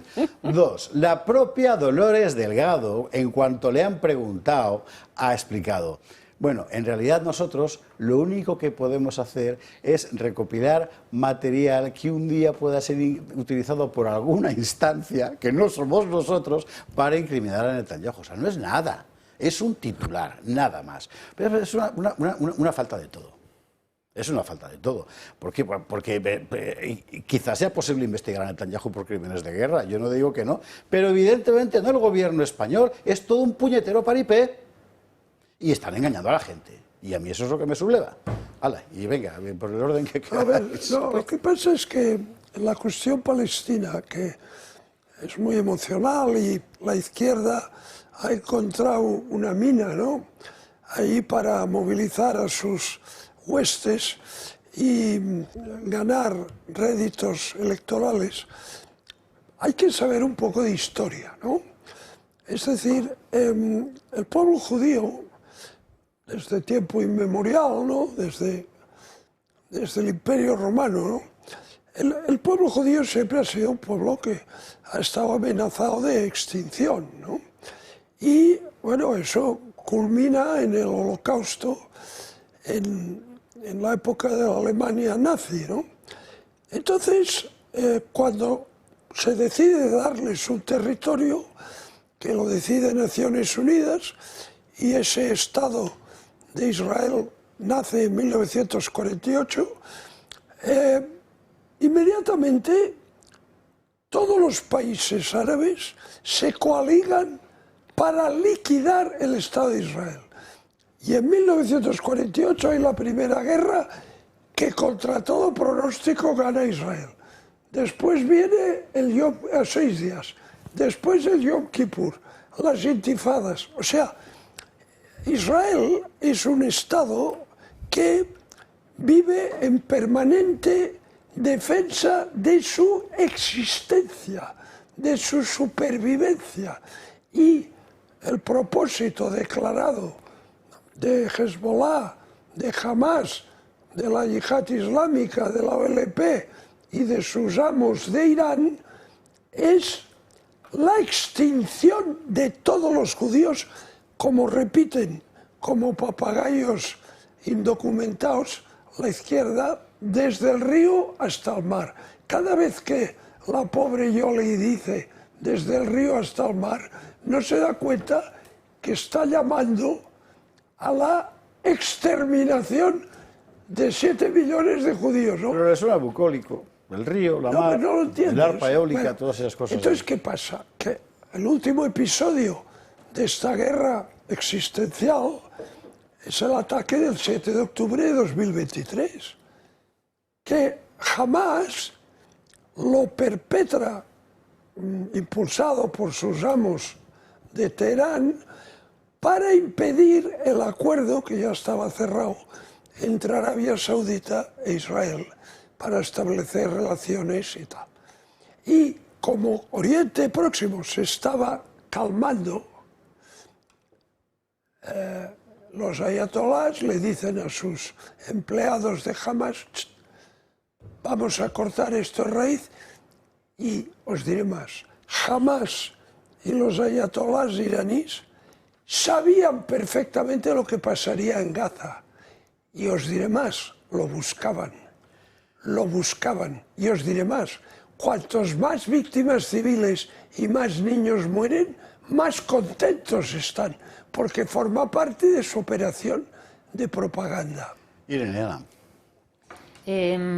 Yo hoy he publicado en Voz Populi un artículo sobre el espectáculo que está dando la izquierda, muy en línea además con el que publicaste tú en la Gaceta esta semana, sobre el tema del contrafuego. Ha llegado la izquierda, vuelve la violencia y eso anuncia que ya entramos en campaña electoral. Esta izquierda que está hundida en casos de corrupción, que está completamente separada de su base electoral, porque ven que es pura casta, que no es otra cosa, no tienen posibilidad alguna de volver a existir dentro de lo que es el panorama electoral y están anticipando una debacle absoluta en la izquierda. ¿Qué es lo que entonces necesitan ellos hacer? Necesitan algo que les ponga en un plano de superioridad moral absoluto, en donde estás en lo que ellos dicen, como ellos los dicen, cuando con la violencia que ellos consideran, tú te conviertes en una marioneta de Irene Montero y de la extrema izquierda, o si no, tú serás atacado de que eres un genocida, como le pasó, por ejemplo, a Perico Delgado, un señor que era ciclista de toda la vida, él es comentarista de la Vuelta, sale y dice, hombre, yo no puedo estar orgulloso de que aquí haya habido violencia y que no se haya celebrado la última etapa, y se le organiza una campaña de acoso brutal a Perico Delgado hasta el punto que le quieren despedir de Televisión Española por decir una cosa tan blanca como que él no puede estar orgulloso del ejercicio de la violencia a la Vuelta. Entonces, suena todo pues a show, a paripé, a teatro, además de una forma pues un poco burda. El tema de la flotilla, que yo no dudo que, oye, a lo mejor allí habrá gente, no sé, pero normal, pero ves a Greta Thunberg, a Ada Colau, que llevan 19 días y paran en todas las islas de fiesta, primero en Menorca, luego en Ibiza, acabarán, no sé, en Mykonos. Es que es una tomadura de pelo. Entonces ellos ahora lo que quieren, efectivamente, la campaña que se inicia en estos momentos es una campaña de violencia por parte de la izquierda. Quieren que el debate público de España sea el que ellos quieren, y además en sus términos, que no hablemos de la destrucción de la vivienda, del problema de la inmigración, de la pérdida de valor adquisitivo de los españoles, que estamos ya completamente abocados a una situación de paro, sin vivienda, sin identidad, o sea, muy mala. Estamos en una situación de crisis y ahora resulta que entonces, como el debate se lleva donde ellos quieren y como ellos quieren, vuelven a resucitar políticamente y además en un plano de superioridad que a ti te llaman, no sé, de todo, genocida o cualquier cosa. Y no es otra cosa lo que estamos viendo, lo que hemos visto en la Asamblea de Madrid y lo que vemos con Eurovisión, con todo. Es una campaña política para resucitar a fuerzas y a partidos que están completamente denostados, que caminan rápido hacia una debacle electoral y que solo a través de la violencia, la intimidación y la propaganda de que ellos son seres superiores moralmente a todos nosotros, es la única forma que tienen de volver a entrar dentro del juego electoral. Ana. Bueno, ahí quiero comentar dos cosas. Por un lado, a modo de chascarrillo, además de todo esto que veis, la bandera, la que se la pone y tal, es que las diputadas, que no los diputados, de Más Madrid y del Partido Socialista llevan 2 semanas disfrazados. Yo al principio creí que iban de los Sanfermines porque iban de blanco. Luego me di cuenta que no, que es que era la bandera palestina porque también llevaban algo negro. Porque cuando iban de blanco, claro, yo decía, bueno, pues si os fijáis, ahora si vuelven a sacar nuestros compañeros de realización unas imágenes, veréis que Manuela Bergerot va de rojo con un cinturón negro, Mar Espinar lleva la camisa blanca y un montón de diputadas con camisas verdes y llevan pinzas con una sandía, porque la sandía es blanca, roja, verde y tiene pepitas negras. Es decir, llevan 2 semanas de performance constante, ¿no? hasta tal punto es llega... una puñetera asamblea universitaria, joder, de verdad. Hasta tal punto llega la performance que hoy hemos tenido un anuncio, ¿no ves? Mira, una de rojo, otra de verde, María Espinar de blanco, la que está detrás todavía de rojo. Los diputados no forman parte de esta performance, a pesar de lo igualitarios que son ellos, pues las performances de disfraz solo afectan a las diputadas, no a los diputados. Pero, sin embargo, por ejemplo, Jimena, la diputada trans de Más Madrid, además de ella iba de vestido blanco hoy, además es que nos ha anunciado que se enrola también en la flotilla con rumbo a Gaza, junto con Greta Thunberg, junto con Ada Colau. Me imagino que será aprovechando la semana que no es de trabajo parlamentario y que luego espero que desembarque de la flota y vuelva a cumplir con sus obligaciones, porque la verdad es que yo creo que, o sea, a mí me parece muy bien. Yo flota que nunca llegará a las costas de Israel. Ni falta que hace. Lo saben ellos, ellos ya lo dicen abiertamente, no sabemos que no vamos a llegar, pero yo no sé, es que esto... que diputados que están cobrando del presupuesto público, estamos en septiembre, en octubre, y digan, oye, pues que me vuelvo a embarcar, me voy a un crucero por el Mediterráneo, que pues es que me parece, no sé. Claro, pero si te pones la guerra de Palestina, si ellos, ya estás defendiendo una causa. Claro, pero si ellos lo ponen de una forma tan... que es clave moral, pues entonces no hagas un teatro.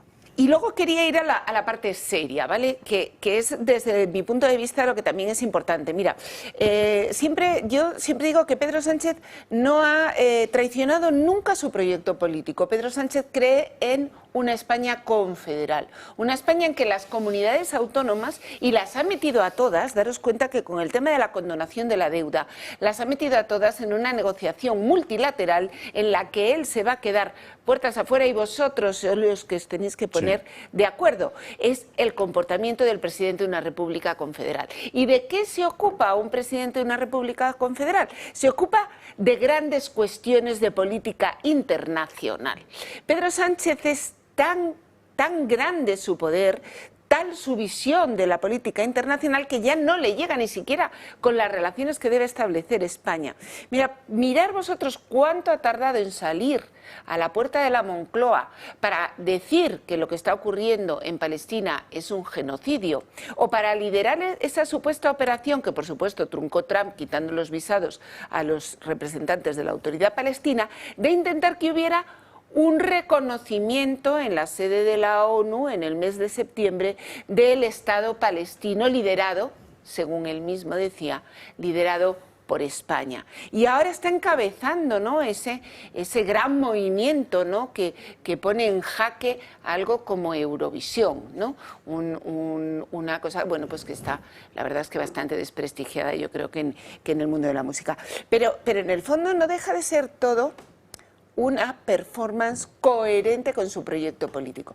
Y el mensaje que nos trata de enviar, que es lo importante, es que todas estas cosas de los incendios, de la Dana, de la corrupción, todo esto son cosas de presidentillos autonómicos que no tienen por qué darle a él la lata, porque él está para misiones superiores, para la paz en el mundo, para solucionar el problema de Palestina y Gaza, incluso para retener a Trump si es necesario. Entonces, es posible que busque el Nobel. Ahora, Pedro Sánchez, es posible que esté buscando el Nobel, claro que sí. No, él se lo está dando ya. Por favor, que no quiero dejar de contar lo de Zapatero, que ha terminado la reunión sin acuerdo. La reunión de Zapatero y Puigdemont. ¿Qué coño tienen que acordar esos dos? Pero bueno, en fin, así que muy rápido. Vamos a ver, hay una cosa que la gente no sabe, pero es bueno que lo sepan, sobre todo estas señoras multicolores de la Asamblea de Madrid. El padre de la causa llamada Palestina, por cierto, en ese territorio nunca ha habido nada parecido a una entidad política palestina. Eso era parte del Imperio Otomano durante siglos, y allí vivían unas tribus árabes que no solamente no tenían conciencia de identidad colectiva, sino que ni siquiera la palabra palestino existía. Bueno, ¿sabéis quién no quiere un Estado palestino? Jamás no quiere un Estado palestino. No es su rollo. Hezbollah no quiere un Estado palestino. ¿Por qué?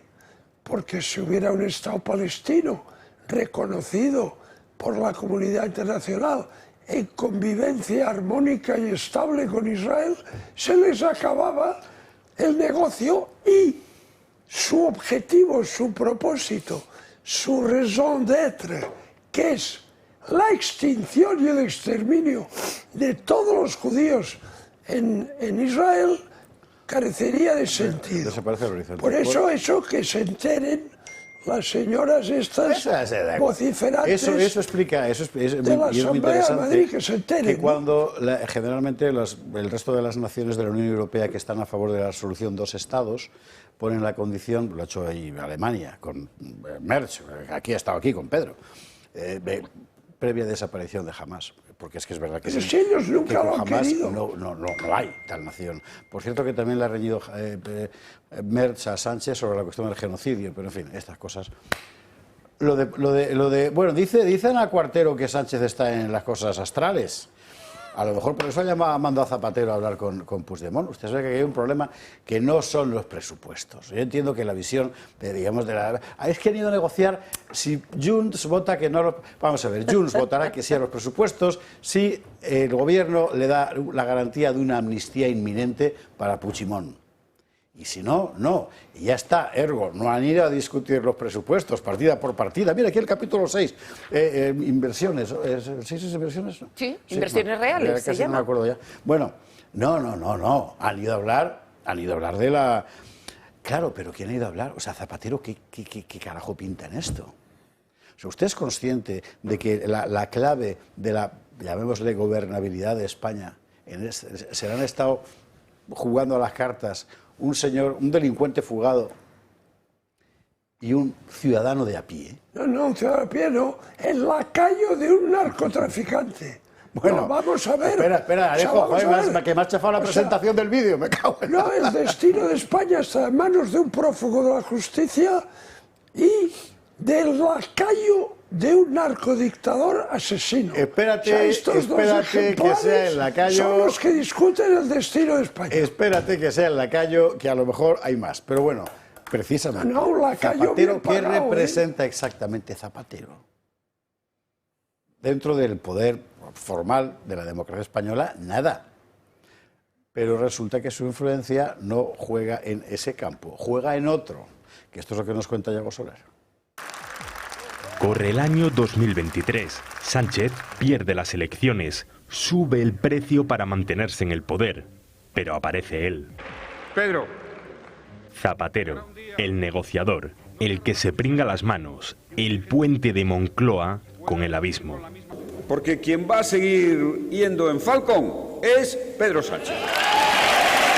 Hace 2 años España volvía a sufrir un infarto democrático. El gobierno inicia la ley de amnistía a los independentistas catalanes por el 1 de octubre. Los votos procedentes de Barcelona son claves para que Sánchez siga gobernando.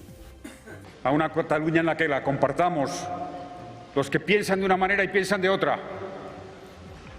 Los que piensan de una manera y piensan de otra. Para eso va a ayudar la ley de amnistía. Los independentistas elevan el tono y Zapatero es el nexo perfecto, sigiloso, hábil. Ahora se reúne en Suiza con un fugado de la justicia española, cuando el gobierno necesita más apoyos que nunca por sus escándalos de corrupción. También ha remado a favor del Ejecutivo en otros mares, en el Caribe venezolano. Aló, ¿cómo estamos? Ajá, felicitaciones, muchas gracias por todo el apoyo para este canje, esta liberación que ha llenado de tanta felicidad a tantas familias aquí en Venezuela. Ha sido una gran decisión. Sí. Y yo estoy muy feliz, muy satisfecho y muy agradecido. Allí el expresidente medió entre el régimen bolivariano y la oposición. Todo ello mientras florecen extrañas conexiones entre Madrid y Caracas. Mientras Occidente se alinea con Estados Unidos, Zapatero presiona para que se mire a China, la mano derecha de Sánchez en la oscuridad. La mano derecha de Sánchez en la oscuridad. Y hay mucha gente que piensa que efectivamente es la mano derecha de Sánchez, pero no porque Sánchez sea una estatua, imagino usted Augusto, yo que sé, con una mano derecha que es Zapatero. No, no. Es la mano derecha que mueve a Sánchez. Exacto. Es lo que algunos piensan. Pero bueno, Alejo, ayer los tenemos. Mira quién nuestros viejos amigos deciden nuestro destino. No, pero yo lo que he visto con estas dos imágenes, perdón un segundo, yo lo que he visto con estas dos imágenes, donde ves a Zapatero, que no pinta nada, yendo a entrevistarse con el que cometió un golpe de Estado contra España, es que yo estoy viendo al verdadero ejecutivo, al verdadero poder ejecutivo y a los verdaderos que mandan y toman las decisiones. Igual que previamente se fue allí a hablar con Puigdemont porque es el que acaba decidiendo todo, si hay presupuestos, si no, decide quién está en el gobierno, si cae el gobierno o no, pues es lo lógico que el que realmente está mandando por esta otra parte pues vaya a ver a Puigdemont.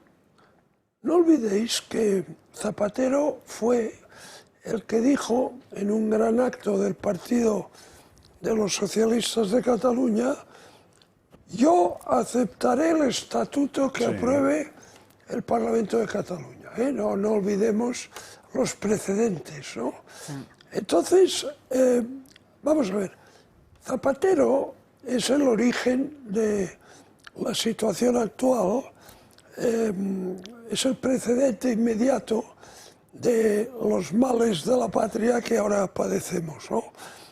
Zapatero, desde que es secretario del Partido Socialista, hace una cosa que es aparentar bondad y bonomía y el famoso Bambi, ¿no?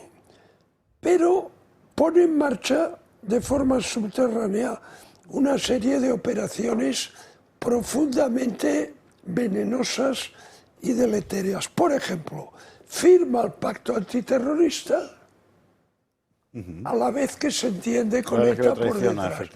Es un ser despreciable, despreciable. Y él, que en ese momento no tiene la necesidad perentoria que tiene ahora Sánchez de los separatistas, él llega a la conclusión de que la solución para España es efectivamente la confederalización de España, que es el paso previo a la disolución, ¿no? Entonces, eso empieza con Zapatero. Cuando Zapatero fracasa en las elecciones y pasamos por el periodo de indolencia inane de Mariano Rajoy, ¿verdad? Pues Zapatero tiene que buscarse una misión y al mismo tiempo tiene que ganar dinerito. Y encuentra el gran chollo, que es ser el lobista de un narcoestado y de un narcodictador criminal en Occidente. Y acepta ese trabajo, lo cual te demuestra la catadura del personaje. Porque yo, o tú, ni por $1.000 millones, yo, vamos a ver, yo me hago esbirro lacayo de Maduro. No hay dinero que pague eso. Y este señor acepta, se traga que Maduro robe las elecciones. O sea, es un ser, Zapatero ha llegado a unos extremos de vileza difícilmente superables. Y dentro de esta tónica, hombre, es muy natural que le envíe a hablar con Puigdemont. Es el hombre ideal. Pero es que no le envían. El jefe es él. El jefe es Zapatero. Entonces, por eso he mencionado que el verdadero poder... Ahí están pasando cosas extrañas. El verdadero poder ejecutivo... En el sentido de ejecutar, está contando el español en este momento. Zapatero es un ejemplo de cómo la cortedad de luces puede ser compensada por la codicia y la astucia, ¿no? Koldo visitó a Delphi en Caracas para comunicarle que Aldama ya no era interlocutor para los pagos del chavismo a dirigentes del PSOE a través de PDVSA.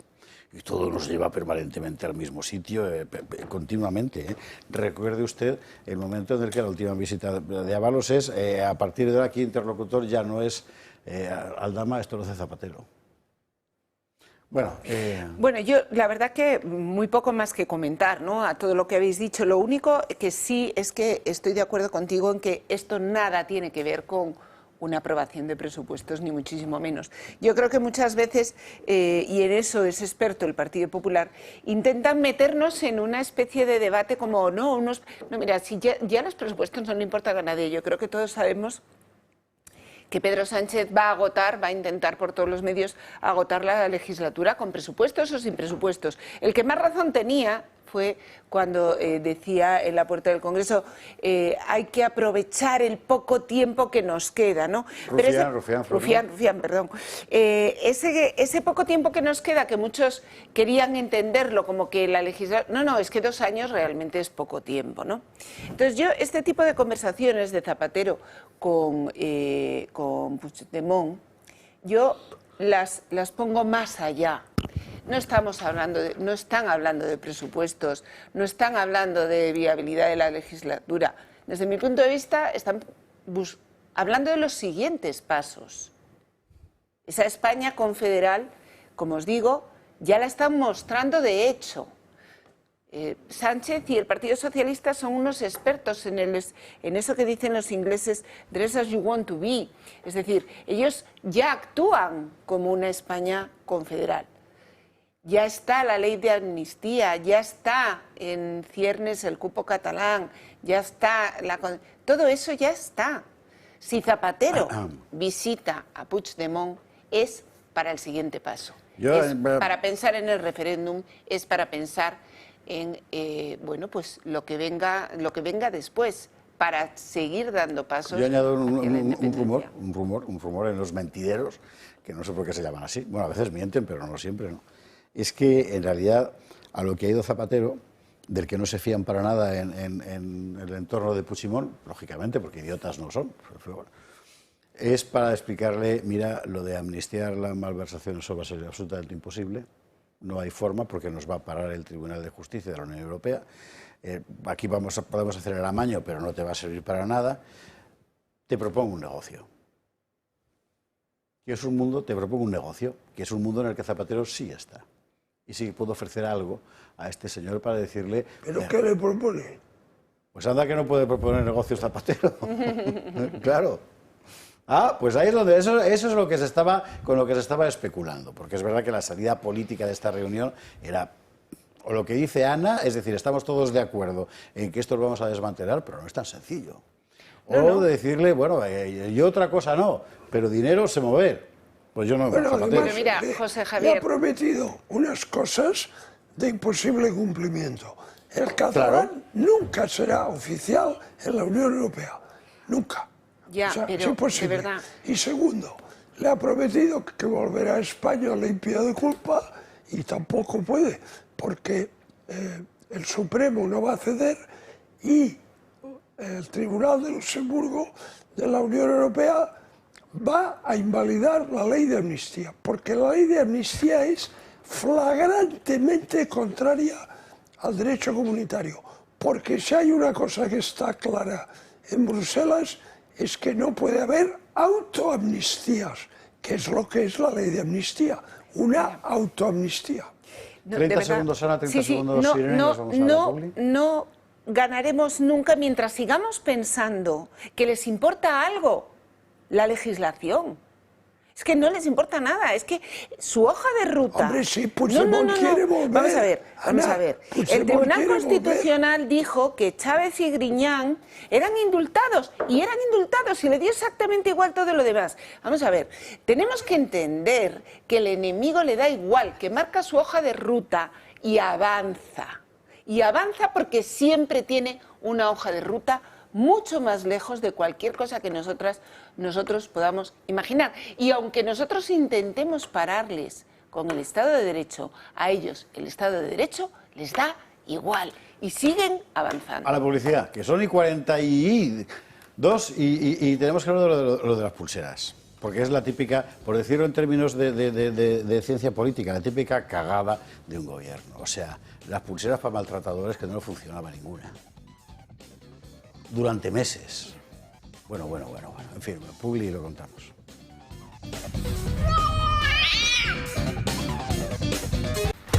23:48 ya.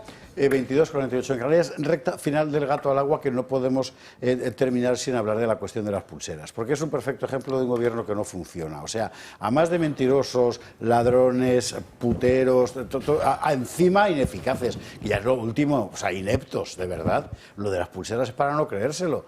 Han tratado de ocultarlo, pero hasta que alguien ha leído el informe que presentó la propia Fiscalía. Ha salido luego el fiscal, ese hombre cuya credibilidad todo el mundo, en fin, le reconoce, ¿verdad?, a decir, no, pero no hubo desprotección. Joder, de verdad, ¿eh? Bueno, Natalia Fernández Picado nos lo cuenta así. Un fallo en el volcado de datos del anterior proveedor de la cobertura de las pulseras telemáticas para los maltratadores sería el principal motivo de uno de los problemas más graves del Ministerio de Igualdad: la pérdida de todos los datos sobre órdenes de alejamiento de los maltratadores registrados antes de marzo de 2024. Un hecho que deja un importante vacío legal, ya que no existirían pruebas en las acusaciones por quebrantamiento de las medidas de alejamiento previstas antes de esa fecha. Una situación que pone en juego la seguridad y los derechos de las víctimas de violencia de género, y que desde el Partido Popular señalan a la principal responsable, la ministra Ana Redondo. Sánchez llegó a la Moncloa proclamando que sería el gobierno más feminista de la historia. El resultado es que ha sido el gobierno más machista y más dañino para las mujeres. Ignorar durante tanto tiempo un aviso tan grave no es incompetencia, es irresponsabilidad criminal por las consecuencias que puede tener hacia las mujeres. Quien juega con la vida de las mujeres maltratadas debe marcharse ya. La ministra de Igualdad tiene que dimitir sin excusas. Un cambio de operador que también supuso la sustitución de las propias pulseras telemáticas, antes valoradas en 1.500 euros, ahora con un precio inferior a los 150 euros y con una calidad deficiente que llega incluso a permitir falsear la ubicación del maltratador.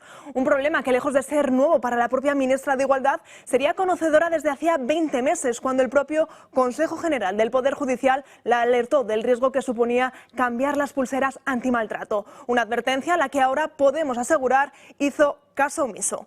Como consecuencia, y según recoge la memoria de la Fiscalía General del Estado de 2024, se han producido absoluciones por los fallos registrados en esas pulseras telemáticas. Me parece que es fácil de entender la cuestión. Es decir, cambias el proveedor de un sistema de protección de mujeres víctimas de malos tratos y no revisas que las pulseras sigan funcionando.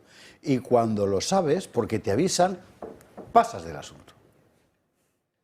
Bueno, es un tema tan grave que ha estado muy bien la intervención de la portavoz en el Senado diciendo que efectivamente el gobierno que se presenta como más feminista de la historia es el gobierno que se ha dedicado a sacar a la calle a violadores y ahora a evitar que sean condenados maltratadores por falta de pruebas. Es también increíble que sea un gobierno donde la agencia tributaria tiene los mayores medios tecnológicos, informáticos, para saber si vendes una falda en Wallapop para que se echen sobre ti los geos. Y sin embargo, ¿qué sucede en el caso de las mujeres maltratadas? Se cambia de proveedor en una licitación. ¿Por qué? Porque bajó el precio. ¿Bajó el precio? ¿No se tuvo en cuenta esa tecnología? Es que las mujeres maltratadas, que ellas, además, en estos 20 meses, ¿qué es lo que ha sucedido? Mujeres maltratadas llamaban al juzgado, llamaban a la policía diciendo que su maltratador merodeaba y que se estaba saltando las restricciones. Que cómo es que la pulsera no les estaba alertando. Mujeres maltratadas con miedo han denunciado muchos casos donde decían ¿qué pasa con las pulseras? No funcionan, decían no tenemos constancia. Eso ha pasado durante 20 meses. ¿Ahora qué pasa? No, lo digo muy en serio, es algo gravísimo, gravísimo, pero claro, una vez que ya has soltado a los violadores a la calle por la ley del sí es sí y todavía viene Irene Montero a mirarnos por encima del hombro, están haciendo lo que les da la gana, no les importan las mujeres y tanto dinero. O sea, el Ministerio de Igualdad jamás ha tenido tanto presupuesto público y escatiman dinero en las pulseras telemáticas para proteger a las mujeres maltratadas. Es indignante, es indignante. Y luego ha salido la ministra a decir que, bueno, que esto es una noticia obsoleta, porque es una cosa que pasó hace unos meses, pero Qué poca vergüenza, joder. Bueno, yo de verdad que estoy de acuerdo totalmente con Irene en que esto es absolutamente grave. Y creo que la verdad que no pierdo ocasión de decir que durante el gobierno de Sánchez las agresiones sexuales con penetración han aumentado en un 275%. Y creo que hay que decirlo todos los días para que llegue a todos nuestros espectadores y para que además nuestros espectadores se lo digan a la gente. Es decir, este gobierno, que se supone que había venido a mejorar la vida de las mujeres, lo que ha conseguido es que las mujeres sean mucho más vulnerables de lo que han sido nunca en España. Pero luego vamos al tema de la contratación, que además ya sabéis que es un tema que me gusta especialmente. Mira, lo primero es que esto forma parte, y me vais a perdonar la expresión, de la estupidez en la que nos hemos sumido en Europa con el tema muchas veces del libre mercado. Mira, hay cosas que son tan altísimamente sensibles que las leyes de la oferta y la demanda no son las que tienen que primar en una licitación. Pero también os voy a decir, es que la ley de contratos del sector público, en contratos de altísima sensibilidad, como puede ser este, permite otros procedimientos que no sea el ir al precio más bajo. Lo que pasa es que toda esta gente sin escrúpulos, absolutamente, trata lo mismo las pulseras de alejamiento o de alejamiento de los maltratadores como los teléfonos móviles, a lo mejor, que para cualquier servicio de funcionarios que utilicen el teléfono móvil para su trabajo. Ahora os digo, si esto ha sucedido, lo primero que hay que hacer es pedir responsabilidades penales a todas aquellas personas implicadas en la contratación, porque existe el deber de que haya un responsable de contrato y que se vigile la ejecución del correspondiente contrato. Pero es que es más, seguro que todos esos maltratadores llevan un teléfono móvil. Espero que estén pidiendo los datos de localización de todos los maltratadores a las compañías telefónicas, y que todos aquellos maltratadores que hayan entrado dentro de la zona que tienen prohibida automáticamente, como mínimo, se han amonestado. Es más, quiero que todos los españoles sepamos si de resultas de la invasión de la zona de seguridad que tenía que rodear a una mujer se han producido delitos y agresiones. Porque eso, antes de que esta señora se vaya, lo tenemos que saber, y que se enfrente a las responsabilidades penales derivadas de eso. Muy breve, una frase muy breve.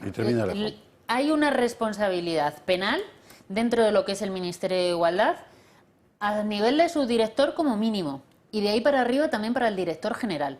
Todas esas personas que no sé a quién habrá nombrado son las responsables de velar por el proceso de contratación pública.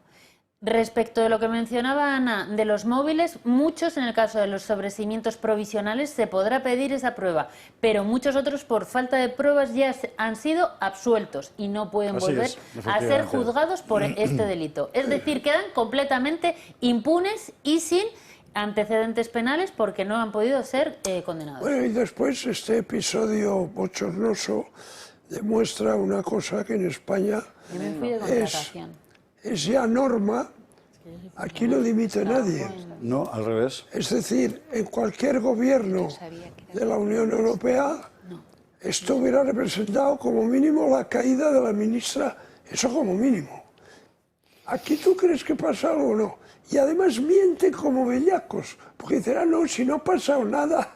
O sea, niegan la evidencia con una desfachatez que produce asombro, ¿no? Ha sido todavía peor, porque no ha dicho, no ha pasado, dice, no, solo ha afectado a un 1% de los casos. Bueno, pero sí, eso no pasa nada, ¿no? ¿Tú lo sabes, eso, de verdad? Sí. Te lo acabas de sacar de dientes de pluma que llevas. Solo han matado a 14, ¿no? En fin. O sea, es tremendo, ¿no? Pero a mí yo quiero poner el acento en la ineficacia.